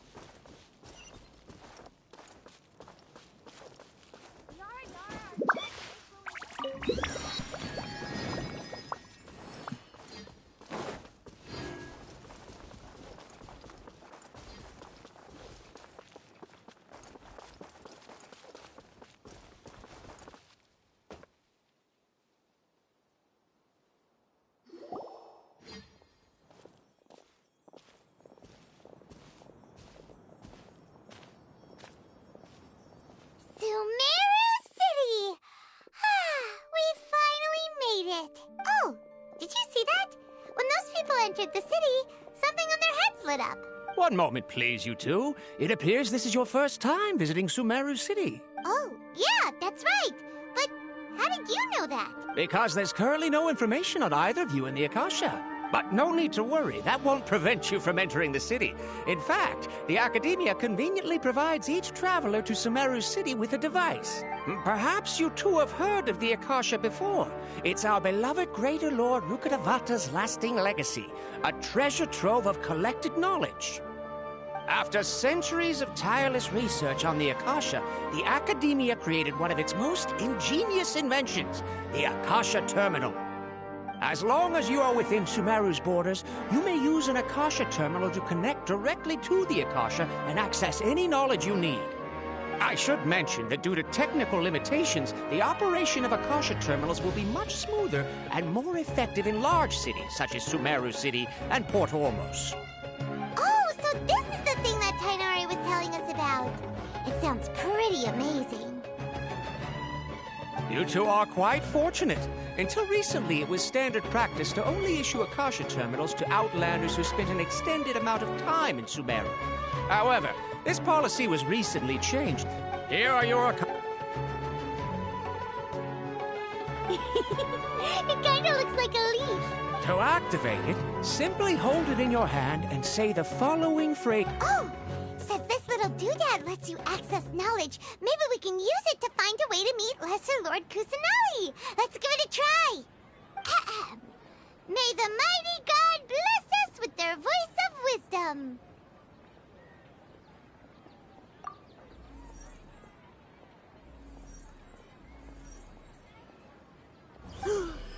Whoa! Just now, something clicked, and Paimon suddenly knew how to use this thing. It seems all we need to do is concentrate on what we want to know, and bam! You get it. Oh, that... Exactly. That is the power of the Akasha. And with that, let me officially welcome you both to Sumeru City. May the wisdom of the Dendro Archon always be your guide. Okay, now that we're in, we can check the Akasha about Lesser Lord Kusanali. Let Paimon try. 500 years ago, the sages found a newly born deity from within some scorched ruins. The deity now resides in the sanctuary of Suristana. Seems pretty similar to what Kali was telling us. Okay, next, let's concentrate on asking how to meet her. Oh, come on! Focusing on this question feels like when you have something you're trying to remember and it's on the tip of your tongue, but you just can't think of it. Paimon's brain is exhausted. Oh, smart idea. But what are you going to ask it?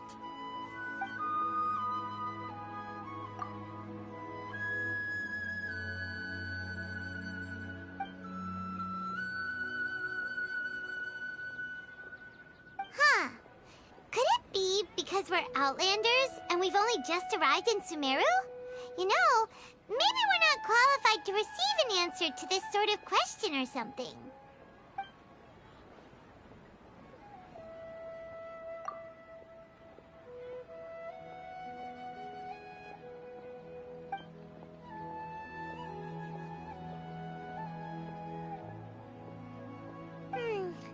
You too?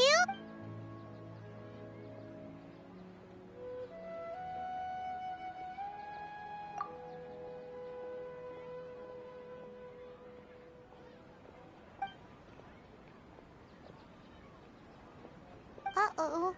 Paimon's getting all teary-eyed all of a sudden. It feels like the people of Sumeru really missed their Archon. Well, seems no matter which way we try, we can't find anything that'll lead us to Lesser Lord Kusanali. Guess our only choice now is to try meeting with the researcher that Tighnari recommended. He's from Sumeru and even has a position in the Academia. Maybe he'll be able to access more info from the Akasha. Let's see. Tighnari wrote an address on the letter's envelope. Oh, it's not far from the city's gate.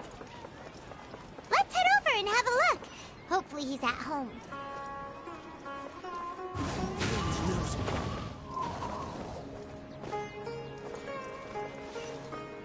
Ad Astra Abyssosque.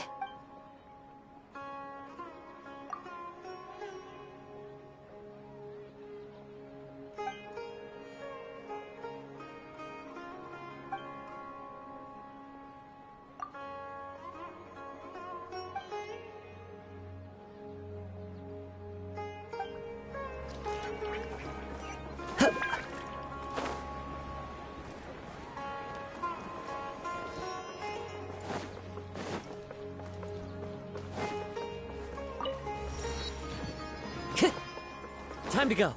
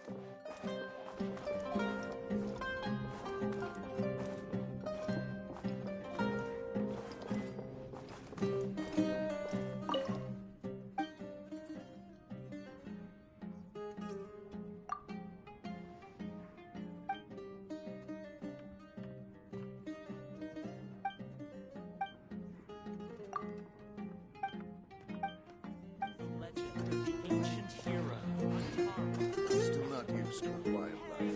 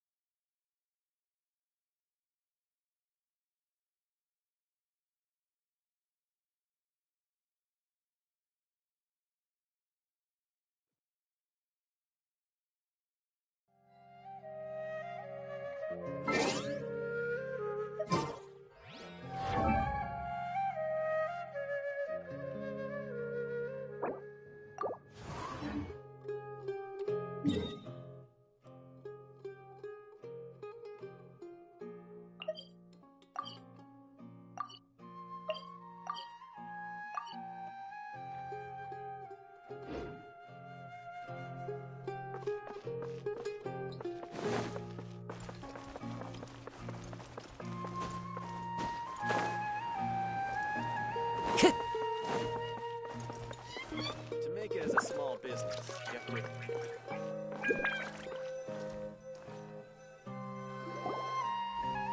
Hello, are you Rohawi?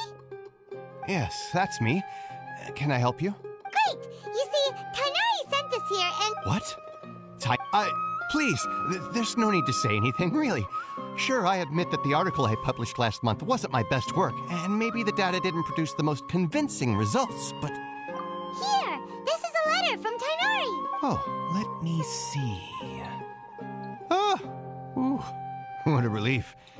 You two nearly scared the life out of me. So, you two just have some questions for me? Seems even Tainari acknowledges my innate ability for procuring information. So, what is it you two would like to know? We want to meet with Lesser Lord Kusanali. Do you know a way we can do that? You mean you want to meet the Dendro Archon herself? This isn't exactly my area of expertise, but let me see what I can find in the Akasha.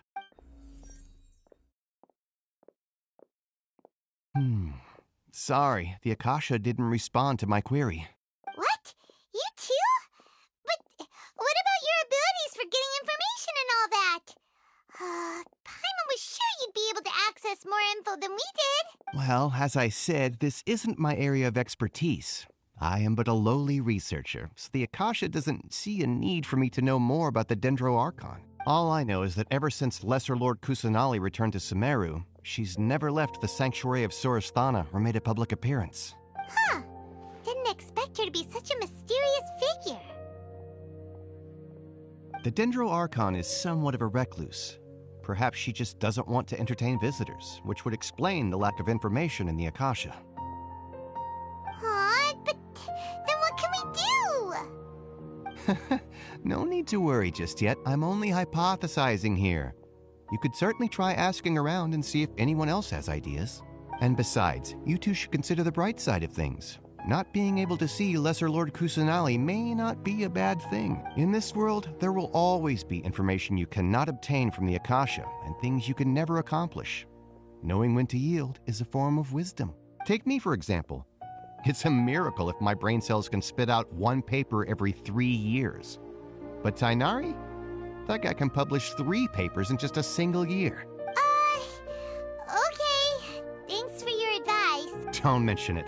If you two ever want information about things like who's been promoted within the academia or relations between the 6 great sages, come find me. Hey, come on. This is a survival skill at the academia. Paimon's expectations were pretty low, but this is so low it's like digging holes in the dirt. So what do we do now? Even if we want to talk to someone, we don't know anybody here. Huh?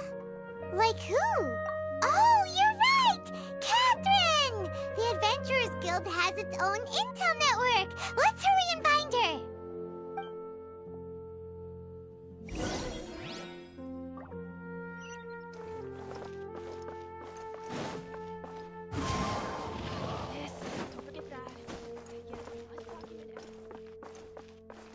Time.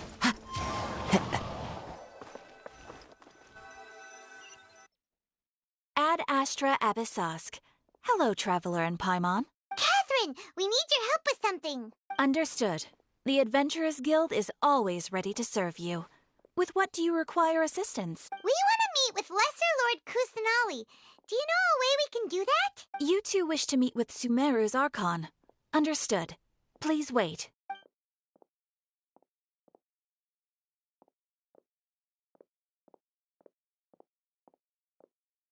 I apologize, but I am unable to call up any relevant information in the Akasha. I'm also unable to locate any pertinent information in my personal memory. Another dead end. Well, if Catherine can't help us, then we really don't know anyone else to ask now. Please do not worry. I may know of someone who can help you two. In Sumeru, the Adventurers Guild does not serve as the vanguard of information. Rather, there are numerous active mercenary groups collectively known as the Eremites. They take on various contracts and work all across Sumeru, so they naturally accrue intelligence. An Eremite brigade called the Corps of 30 is in charge of Sumeru City's defenses. Not only are they the oldest brigade, but they are responsible for managing and coordinating the affairs of all other mercenary brigades. Corps of 30? What a weird name.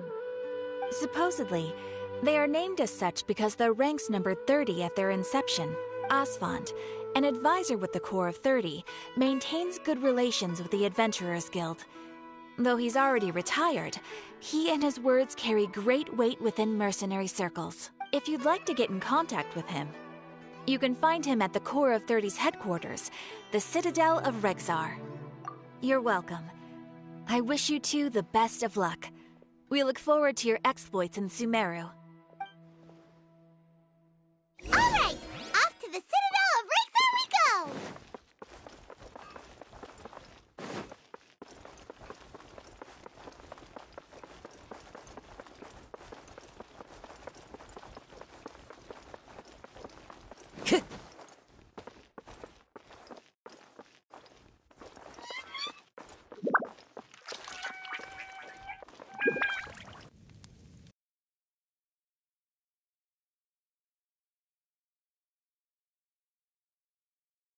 Welcome. The Adventurers Guild told me to expect you two. It's nice to meet you, Osfond. We'd like to ask you about something.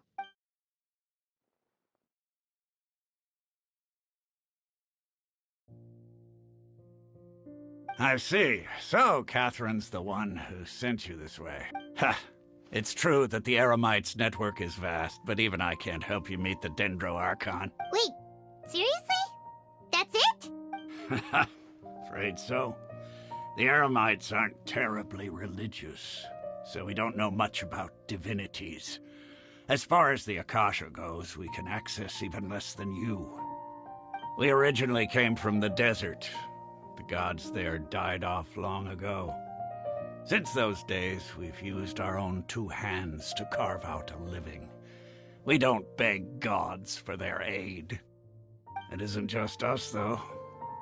If you ask me, I think most in Sumeru aren't interested in Lesser Lord Kusanali. Oh? Why's that? Just take the Academia, for example. They're the ones who truly rule Sumeru. Although they believe in gods, most of them only care for the late Greater Lord Rugurdevada. In their eyes, she was the one who founded Sumeru and gifted us with the Akasha. Lesser Lord Kusanali just happened to inherit her legacy.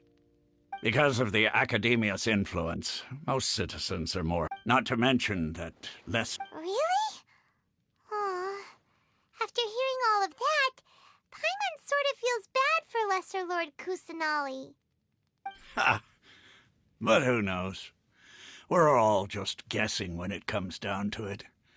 Besides, I'm sure the God of Wisdom doesn't worry about her reputation among people like us.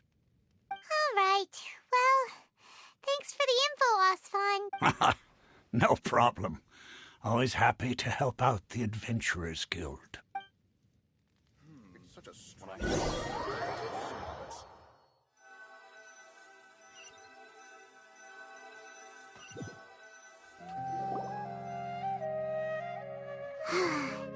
Seems Osfond was right about most people's attitudes here.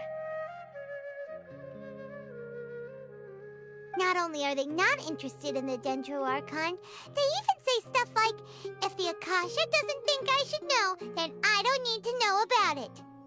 We've been asking for information non-stop ever since we got to Sumeru. But the harder we try, the more helpless everything seems. Isn't there at least one person in this entire city who cares about Lesser Lord Kusanali? Oh, you two are interested in Lesser Lord Kusanali? Huh? Who are you? From the sound of it, you two are Outlanders who recently arrived here. You've been asking around for information on Lesser Lord Kusanali, right? Oh, I'm sorry.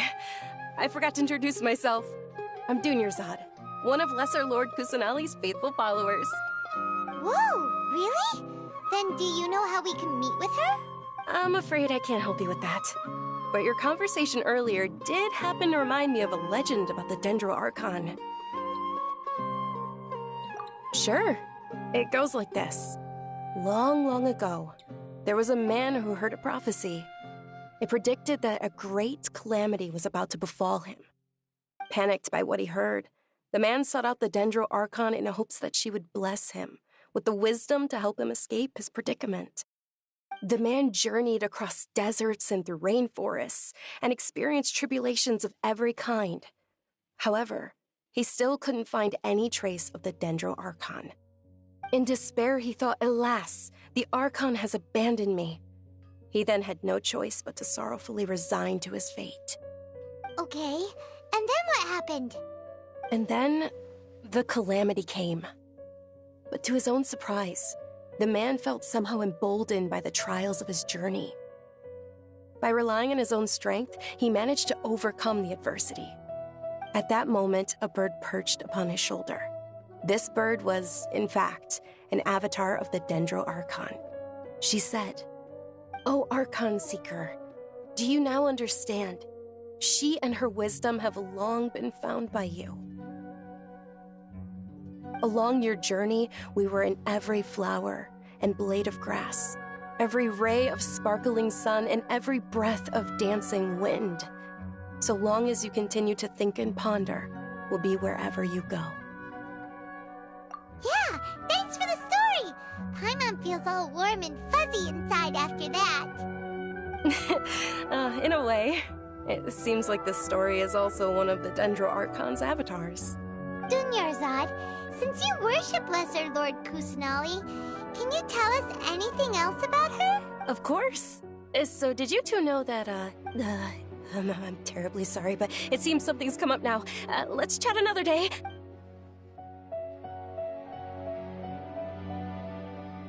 Hey, wait! What the heck just happened? It looks like they're searching for someone. Dunyarzad was acting super nervous just now. You think they're looking for her? This stinks! We finally managed to find a lead about Lesser Lord Kusanali! We can't let them get in the way now. Let's see if we can get rid of them. Then we can catch up with Dunyarzad. Hey, have you two seen a brown-haired girl wearing a purple top and a long blue dress? We're looking for her. Did she have bandages wrapped around her wrists? Yes, that's her. Did you see which direction she went? Yeah, she went that way. Quick, after her!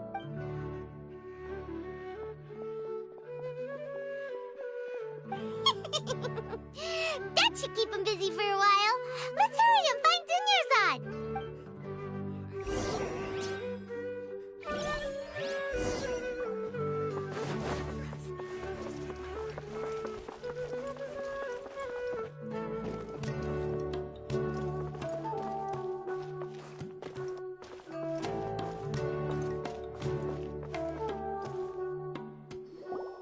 There you are, Dunyarzad.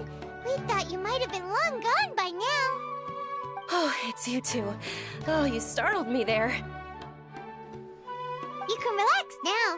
We threw those people looking for you off the trail. Really? Thank you so much. Unfortunately, I believe there's still more of them out there looking for me. Uh-oh, looks like there are some coming this way. Huh? More of them? Then what are we standing here for? Run! No, wait, my body isn't in the best shape. Okay, sounds good. There's a tavern on the other side of the port we can go to. They probably wouldn't expect me to hide in a place like that. All right, let's move out. Stay behind us. We'll keep an eye out for anyone looking for you.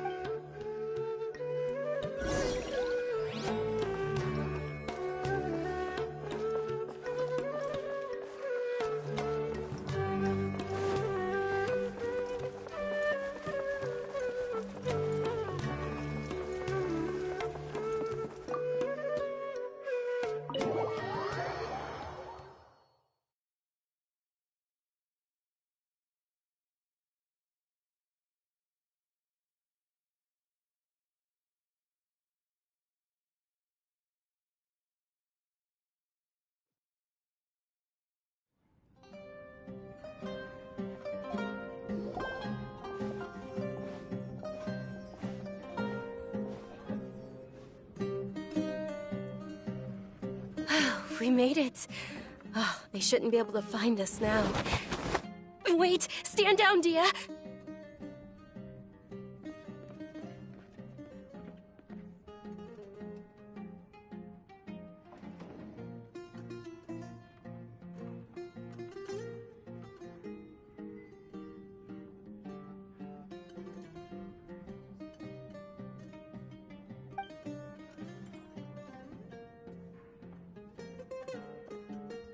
My lady, who are these two? They're travelers that I met on the street just a moment ago.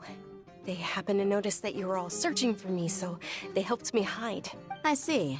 In that case, you two should scram. There's nothing here for you. Wait a sec! Who the heck are you? And why are you shooing us away? I'm Miss Dunyarzad's bodyguard, here to see that she returns home safe and sound. My lady, let's get going. You've been gone for so long that your parents are worrying themselves sick. And if I refuse to go? It'd be easier for the both of us if you cooperated. But if you insist on not going, then I'll have to carry you like a sack of potatoes. Hey! Dunyarzad already said she doesn't want to go back. Why Dad? Stay out of this. You don't understand the situation. Sorry, my lady.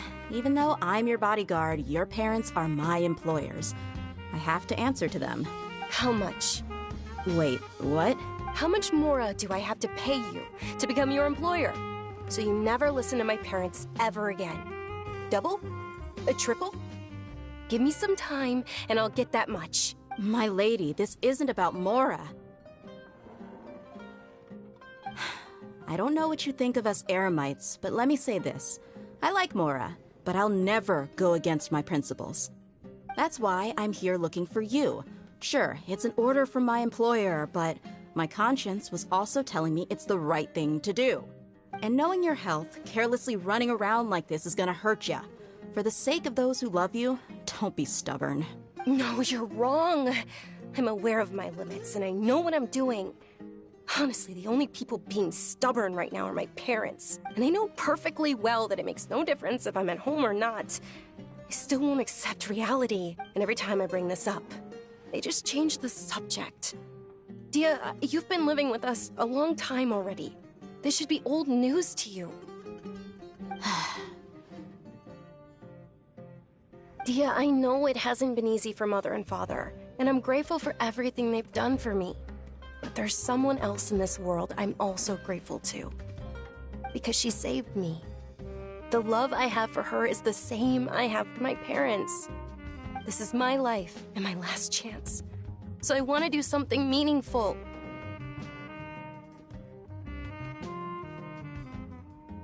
My lady, are you sure what you're doing now is meaningful? Yes, I'm sure. At least, it is to me. Fine, I won't ask you to return home anymore. But let me make something very clear. I'm only doing this because I respect your determination, not because I agree with you. Thank you, Dia. Sorry for being so rude just now. My nerves were acting up. And I even brought up your payment in such an offensive way. Don't worry about it, my lady. I did say that I like Mora. Besides, that's our next topic of conversation. Today's little excursion caused such a ruckus that every single bodyguard at the estate was deployed. It wouldn't be easy to hide things from your old man. Since this definitely won't be your last escapade, here's a little tip. You should at least make it look like your room and things are still in order when you leave. Also, you'll need someone to cover you for when you're out and about. So, I'll let you hire me, my lady. This way, everyone wins. As for the pay, let's say half of what your father pays me. We can settle the bill when we return to the estate. Okay, deal. Yay! Looks like they've reached an understanding. I'm fine, really. I just feel a little tired now that things have calmed down. My lady, stop trying to look tough. We're already in a tavern, so let's rest up and grab some grub. I'm sorry for worrying you two. If you don't mind, I'd like for you to join us. Sure! After you rest up, we want to hear more about Lesser Lord Kusanali.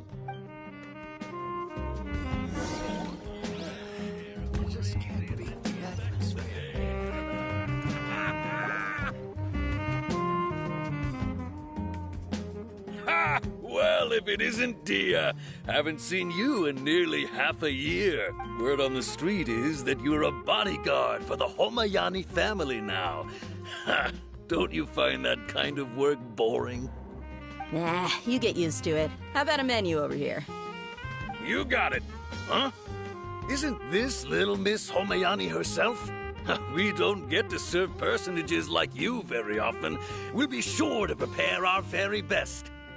Thank you, sir, but there's no need. I don't have a lot of Mora on me, and I really ought to save as much as I can. But please bring these two the best food you have. They're my new friends, so I want to be a good host for them. Yeah, we're already super grateful for everything you told us about Lesser Lord Kusanali. How about our coconut charcoal cakes? They're our signature snack, and they run cheap. Look, other customers over there are eating some now. They look kind of burnt and dry. Paimon will pass. Hey, come on! Paimon has personal preferences too, you know. Dunyarzad. We asked a lot of people when we first arrived, and almost nobody was interested in Lesser Lord Kusanali. So, what made you want to follow her? Well, remember when you asked me if I knew how to meet the Dendro Archon? Even though I don't know how, I think I've actually seen her before. Huh? Really? Yes, it was when I was a child. At the time, my illness had kept me bedridden for the better part of a year. I was stuck inside and couldn't make any friends, and my parents did their best to find treatments for me. But even then, the Akasha didn't have any helpful information. My younger self no longer had any hopes or dreams. One flare-up was so bad that I was in a semi-conscious state for several days. Then one night, I woke up alone in my room. I was terrified. My body was paralyzed. Even if I cried, there was no sound. At that moment, an ethereal voice spoke in my mind. Dunyarzad, don't be scared. You don't have to cry. Dunyarzad, don't be scared. You don't have to cry. Who are you? How do you know my name? How do I explain this? You might not be able to understand, but actually, I know everything about you. Really? Of course. I know that you're scared of thunder, that you hate taking medicine every morning, and that you love counting the petals on your mom's skirt. Wow, you really do know everything. Dunyarzad, is there anything you want? Want? Not really. I can't go anywhere or do anything. Huh? But aren't you a child? All children have wishes. Tell me what you want, and maybe I can make it happen. And can you make my illness go? Oh. I'm sorry. But I'm not powerful enough to do that right now. Then, can you be my friend? After that, the voice said, "Okay, I'll be your friend." Although my body was suffering during those days, that voice encouraged me and told me many wondrous things. Beyond my window was the flourishing Sumeru city. Beyond the city was a lush rainforest. And beyond that was the wall of Samiel, deserts, and all of Teyvat. Once I finally made it through that bout of illness, I couldn't hear that voice anymore. I told my mother about it, but she said that I must have been dreaming. But I know that that voice wasn't a figment of my imagination. Yes, for sure. If it weren't for that voice, I would have never grown curious about the outside world, nor would I have learned how to read and enjoy so many books. That voice sparked a desire for wisdom. It had to have been the Dendro Archon. I've been hoping for a chance to repay her kindness. In fact, I was running around today to help prepare the Sub-Zerus festival for her. What's the Sub-Zerus festival? It's Lesser Lord Kusanali's birthday, which was the day that she was found by the sages. It's actually an old holiday that originally celebrated Greater Lord Rukkhadevata's birthday. When she passed away, the holiday eventually became a celebration of the Lesser Lord's birthday. I heard everyone was overjoyed when they welcomed her back to Sumeru. In those days, the festival was a huge deal, but because of the Academia's influence, people have gradually lost interest in the festival. The Academia actively participates in Sumeru's many holidays dedicated to Greater Lord Rukkhadevata. But when it comes to the Sub-Zerus festival, forget any funding. They practically act like it doesn't exist. Maybe they see Lesser Lord Kusanali's birth as confirmation of Greater Lord Rukkhadevata's death, so they're reluctant to celebrate it. Aww, but that's awful. It is. It's absolutely terrible. Sure, the Greater Lord founded Sumeru, but hasn't Lesser Lord Kusanali been the one quietly protecting us for the past few hundred years? Just remember that we're still out in public. Don't get too carried away now. I know that people over by the Grand Bazaar still hold the Sub-Zerus festival to this day, but I hadn't met any of them before, so I was never able to contribute. But recently, I made a friend there who also follows Lesser Lord Kusanali. I gave her my savings because I want her to throw a wonderful festival this year. That's the least I could do for Lesser Lord Kusanali. Hold on, my lady. Does this friend happen to be Nilou, the one who sends flowers to the estate? Yes, that's her. I saw her leaving the other day with a nervous look on her face. It seemed like she was hiding something in her arms. Did you give her something? Yes. Initially, I didn't have much Mora prepared, so I had Nilu sell one of my skirts. I've agreed with Nilu to meet up at the Grand Bazaar today, and see how things are coming along. Dia, would you accompany me? Sure. That's quite the trip, though. I'll carry you. No, that would be too much, even for you. You might as well just accept the lift. If I let you walk, who knows how long it'll take us. And if anything happens to you, then I'd really never hear the end of it from your father. But of course. Nilu will be thrilled to hear there are more people interested in Lesser Lord Kusanali.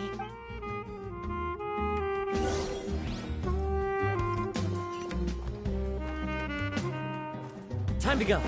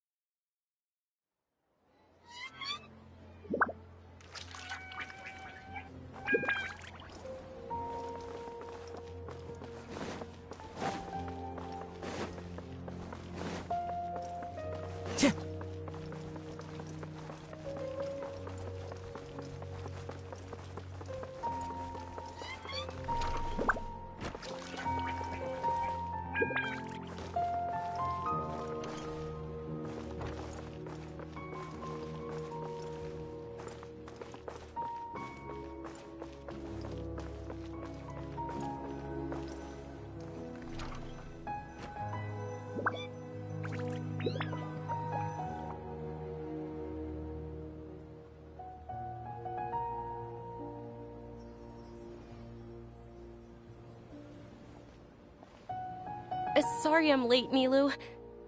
Oh, Dunyarzad. It was taking you so long that I assumed you got trapped at home, but you made it in the end. Uh-oh. But if Dia's here, that means you got caught, right? You could say that, but everything worked out. She's on our side now. Not completely. Oh, and who are these two? Oh, meet the Traveler and Paimon, my two newest friends. They're visitors who just arrived at Sumeru City and are looking for information on Lesser Lord Kusanali. So you're followers from another land? That's wonderful. You two absolutely mustn't miss the Sabzeruz festival. By the way, Dunyarzad, we've already started decorating the Grand Bazaar. It looks spectacular, thanks to your generous contribution. You're very welcome. It's the only thing I could do. Do you still have enough Mora? Probably? But don't sweat it. We've already finished renovating the stage. Come on, I'll show you. Every item I sell comes with its own. Wow! This place is amazing! Not bad. Last time I was here, the stairs were full of holes. The stairs were nothing. A little while ago, we discovered that the tree above the stage had a huge chunk of bark ready to fall off. Mr. Zubair was worried sick. We reported it to the academia many times, but they never sent anyone to deal with it. We didn't want anything bad happening, so we were going to cancel all the stage performances. Oh, probably because it was the theater asking. The academia looks down on performers like us. They probably think it would be best if the theater closed down completely. We can't let that happen, though. Not only would everyone involved in the theater go hungry, but then we wouldn't be able to hold the Sabzeruz festival anymore. Thank the Dendra Archon for Dunyarzad. With the Mora she gave us, we hired someone to patch up the tree, and we also gave the stage a much-needed makeover. The stage is going to be even prettier when it's festival time. I can't wait for you to see it. And I can't wait to see you on the stage. You've been practicing so long already. It's almost time for your dream to become reality. It's our dream. I'll do my best for the two of us. Nilou, what are you gonna be doing at the festival? She'll be dancing the dance of Sabzeruz, the most important performance at the Sabzeruz festival. Dunyarzad, have you told him the origin of this holiday? I only told them about the Greater Lord and Lesser Lord so far. Okay. Then I'll tell you two about how this holiday came to be. According to legend, it's a flower's birthday celebration for the Greater Lord. A long, long time ago, on one of Greater Lord Rukkhadevata's birthdays, her friends threw her a celebratory banquet. Some of the gods got drunk. One started playing music, and the Greater Lord started singing, so the goddess of flowers began to dance. As she danced upon the grass, countless beautiful parisaras kept. Those brilliant purple flowers became her dazzling stage. All the gods clamored, "Oh, if only time could stop at this very moment." Huh? Really? Oh, you probably mean because all the gods in this story are no longer alive. Although they aren't around anymore, they're preserved in our tradition of dance. This outfit I'm wearing is apparently based on how the goddess of flowers looked. Though we're just tiny people compared to the divine, we still have to do our best to make sure that the birthday girl feels loved on her special day. Nilou, you of all people will definitely be able to convey our well wishes to the Dendro Archon. They symbolize the goddess of flowers, after all. It's just a shame that all the real Parisaras went extinct after her death. Yeah. The Greater Lord brought forth Parisaras in memory of the goddess of flowers, but she ultimately could never truly replicate that beautiful purple. Thinking about the goddess of flowers dance makes me wish I could have seen it. If my stage were anything like that, I'd be thrilled if I had just two real Parisaras on the stage. So, Traveler and Paimon, what do you think? Interested in the Sabzeruz festival? Will you two be coming? All of Lesser Lord Kusanali's followers will be there for her birthday. It'll be a good opportunity for you to learn more about her. Ooh, Paimon thinks that's a great idea! Hey, come on! There's nothing wrong with enjoying a festival. Besides, it's Lesser Lord Kusanali's birthday! She'll be happy to have more people who are celebrating it. So how about we all attend the Sabzeruz festival together? Dunyarzad, let me show you which stage decorations we've picked out so far. Traveler and Paimon, if that doesn't sound interesting to you, then feel free to explore the area. Everyone at the Grand Bazaar loves Lesser Lord Kusanali, and we're all looking forward to the Sabzeruz festival. In that case, we'll take a look around.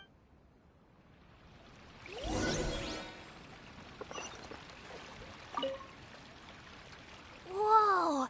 What's with your yellow hair? And why do your clothes look so funny? Are you an Outlander? Did you know that the Sabzeruz festival is about to happen? There'll be loads of fun things to do at the festival. But the best part is when Ferris, the Knight of Flowers, passes out candy to everyone.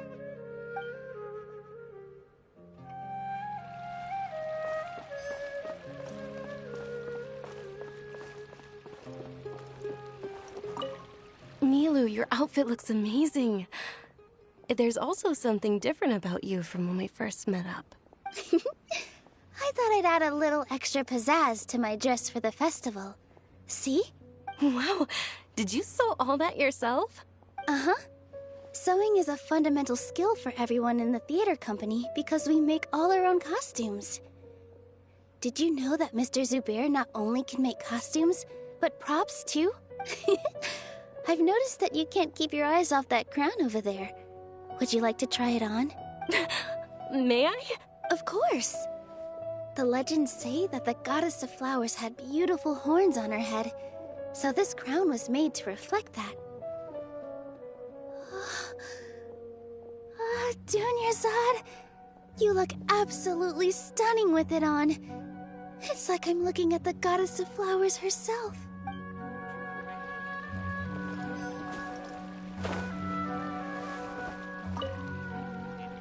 Things are really shaping up, and there's a buzz around the festival this year. We're expecting people from all over to come by this year and buy things during the festivities. Don't be fooled into thinking that Sumeru City has the best of everything. Some festival snacks are only offered here in the Grand Bazaar. And when it comes to musicians, dancers, or singers, the Grand Bazaar's got the best of the best. Sure, those folks at the Academia might not like it, but what's a festival without song and dance?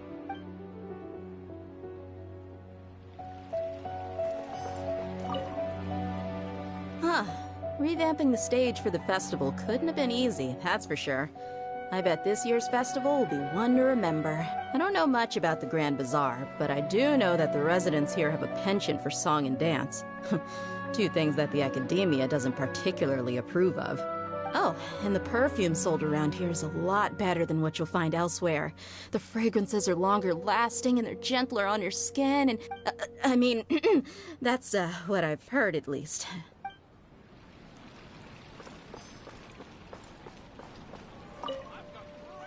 Ah, dancing at the Sub-Zero's festival. You know, I also danced when I was younger. As a child, I even asked my grandmother why we performed the dance for the Lesser Lord when it was originally done to honor the Greater Lord. My grandmother said that Greater Lord Rukkhadevata is a beloved deity and honored by all. And Lesser Lord Kusanali is too.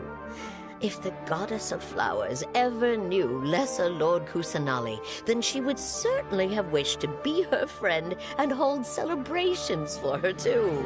The Sub-Zero's festival has been losing its appeal over the years. That is, until a wealthy benefactor stepped in this year and brought the festival back to life. I heard she forked out a lot of mora to make it all happen.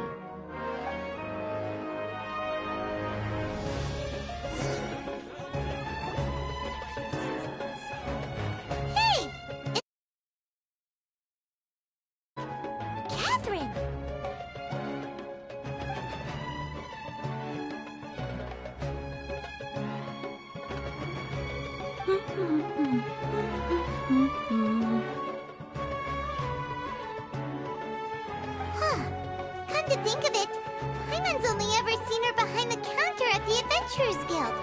This is the first time we've ever seen her taking a break. Hey, Catherine! Huh? Oh, hey! It's the Traveler and Paimon! What's shaken? Whoa, break time Catherine sure sounds a lot less formal than usual. Paimon was still waiting for her to say Ad Astra Abyssos. Sure. Standing behind the counter at the Adventurers Guild doesn't require any complicated functions. But saying and doing the same old things over and over again can get pretty monotonous. Like watching the same Fontaine movie day after day. But take you two, for example. You travel across Teyvat to enrich your lives and gain new experiences. Well, we enjoy traveling across Teyvat and all that, but we're mainly looking for clues about her brother. Yes, you should keep searching. Sometimes the answers we're looking for aren't necessarily at our intended destination. Instead, they're found along the way. Huh. Haven't we heard someone say something pretty similar recently? Anyways, what brings you out here, Catherine? No, not particularly. I guess you could say that I'm loving the recent atmosphere here. If festivals bring happiness to everyone, then that's where their true value lies. Oh, it looks like it's about time for me to be heading back now. All right, we'll see you next time at the Adventurers Guild. Oh, by the way, thanks for connecting us with the Eremites. We've already made some great friends in Sumeru City thanks to you. I'm sure you two will get along well with the people here. You've already been blessed by the element of Dendro after all. See you around.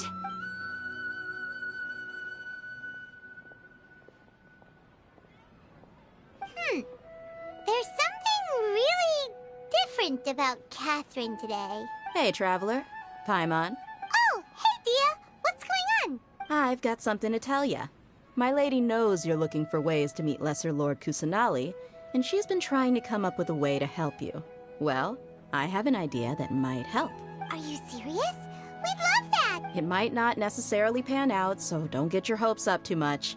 I'll need to take you two somewhere and ask someone some questions. My lady is feeling a little worn out at the moment. Nilou's found a place for her to rest. After I take my lady home, let's meet in front of the Citadel of Rexxar. Sounds like a plan! Let's head over to the Citadel of Rexxar and wait for Dia! In my opinion, What's so great about Snape dying boys anyway?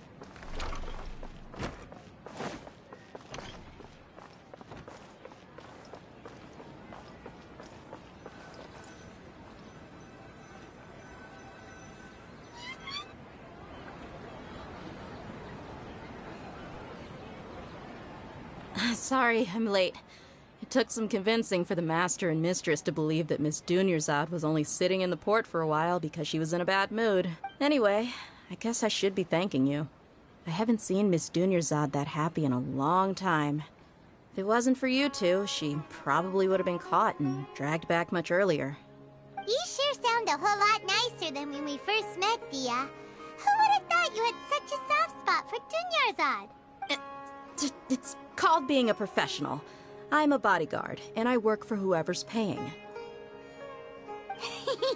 Look, Dia's blushing.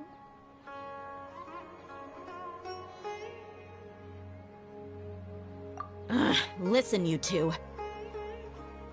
I don't expect to be working for Miss Dunyarzad very long, but I hope to finish things on a positive note if possible.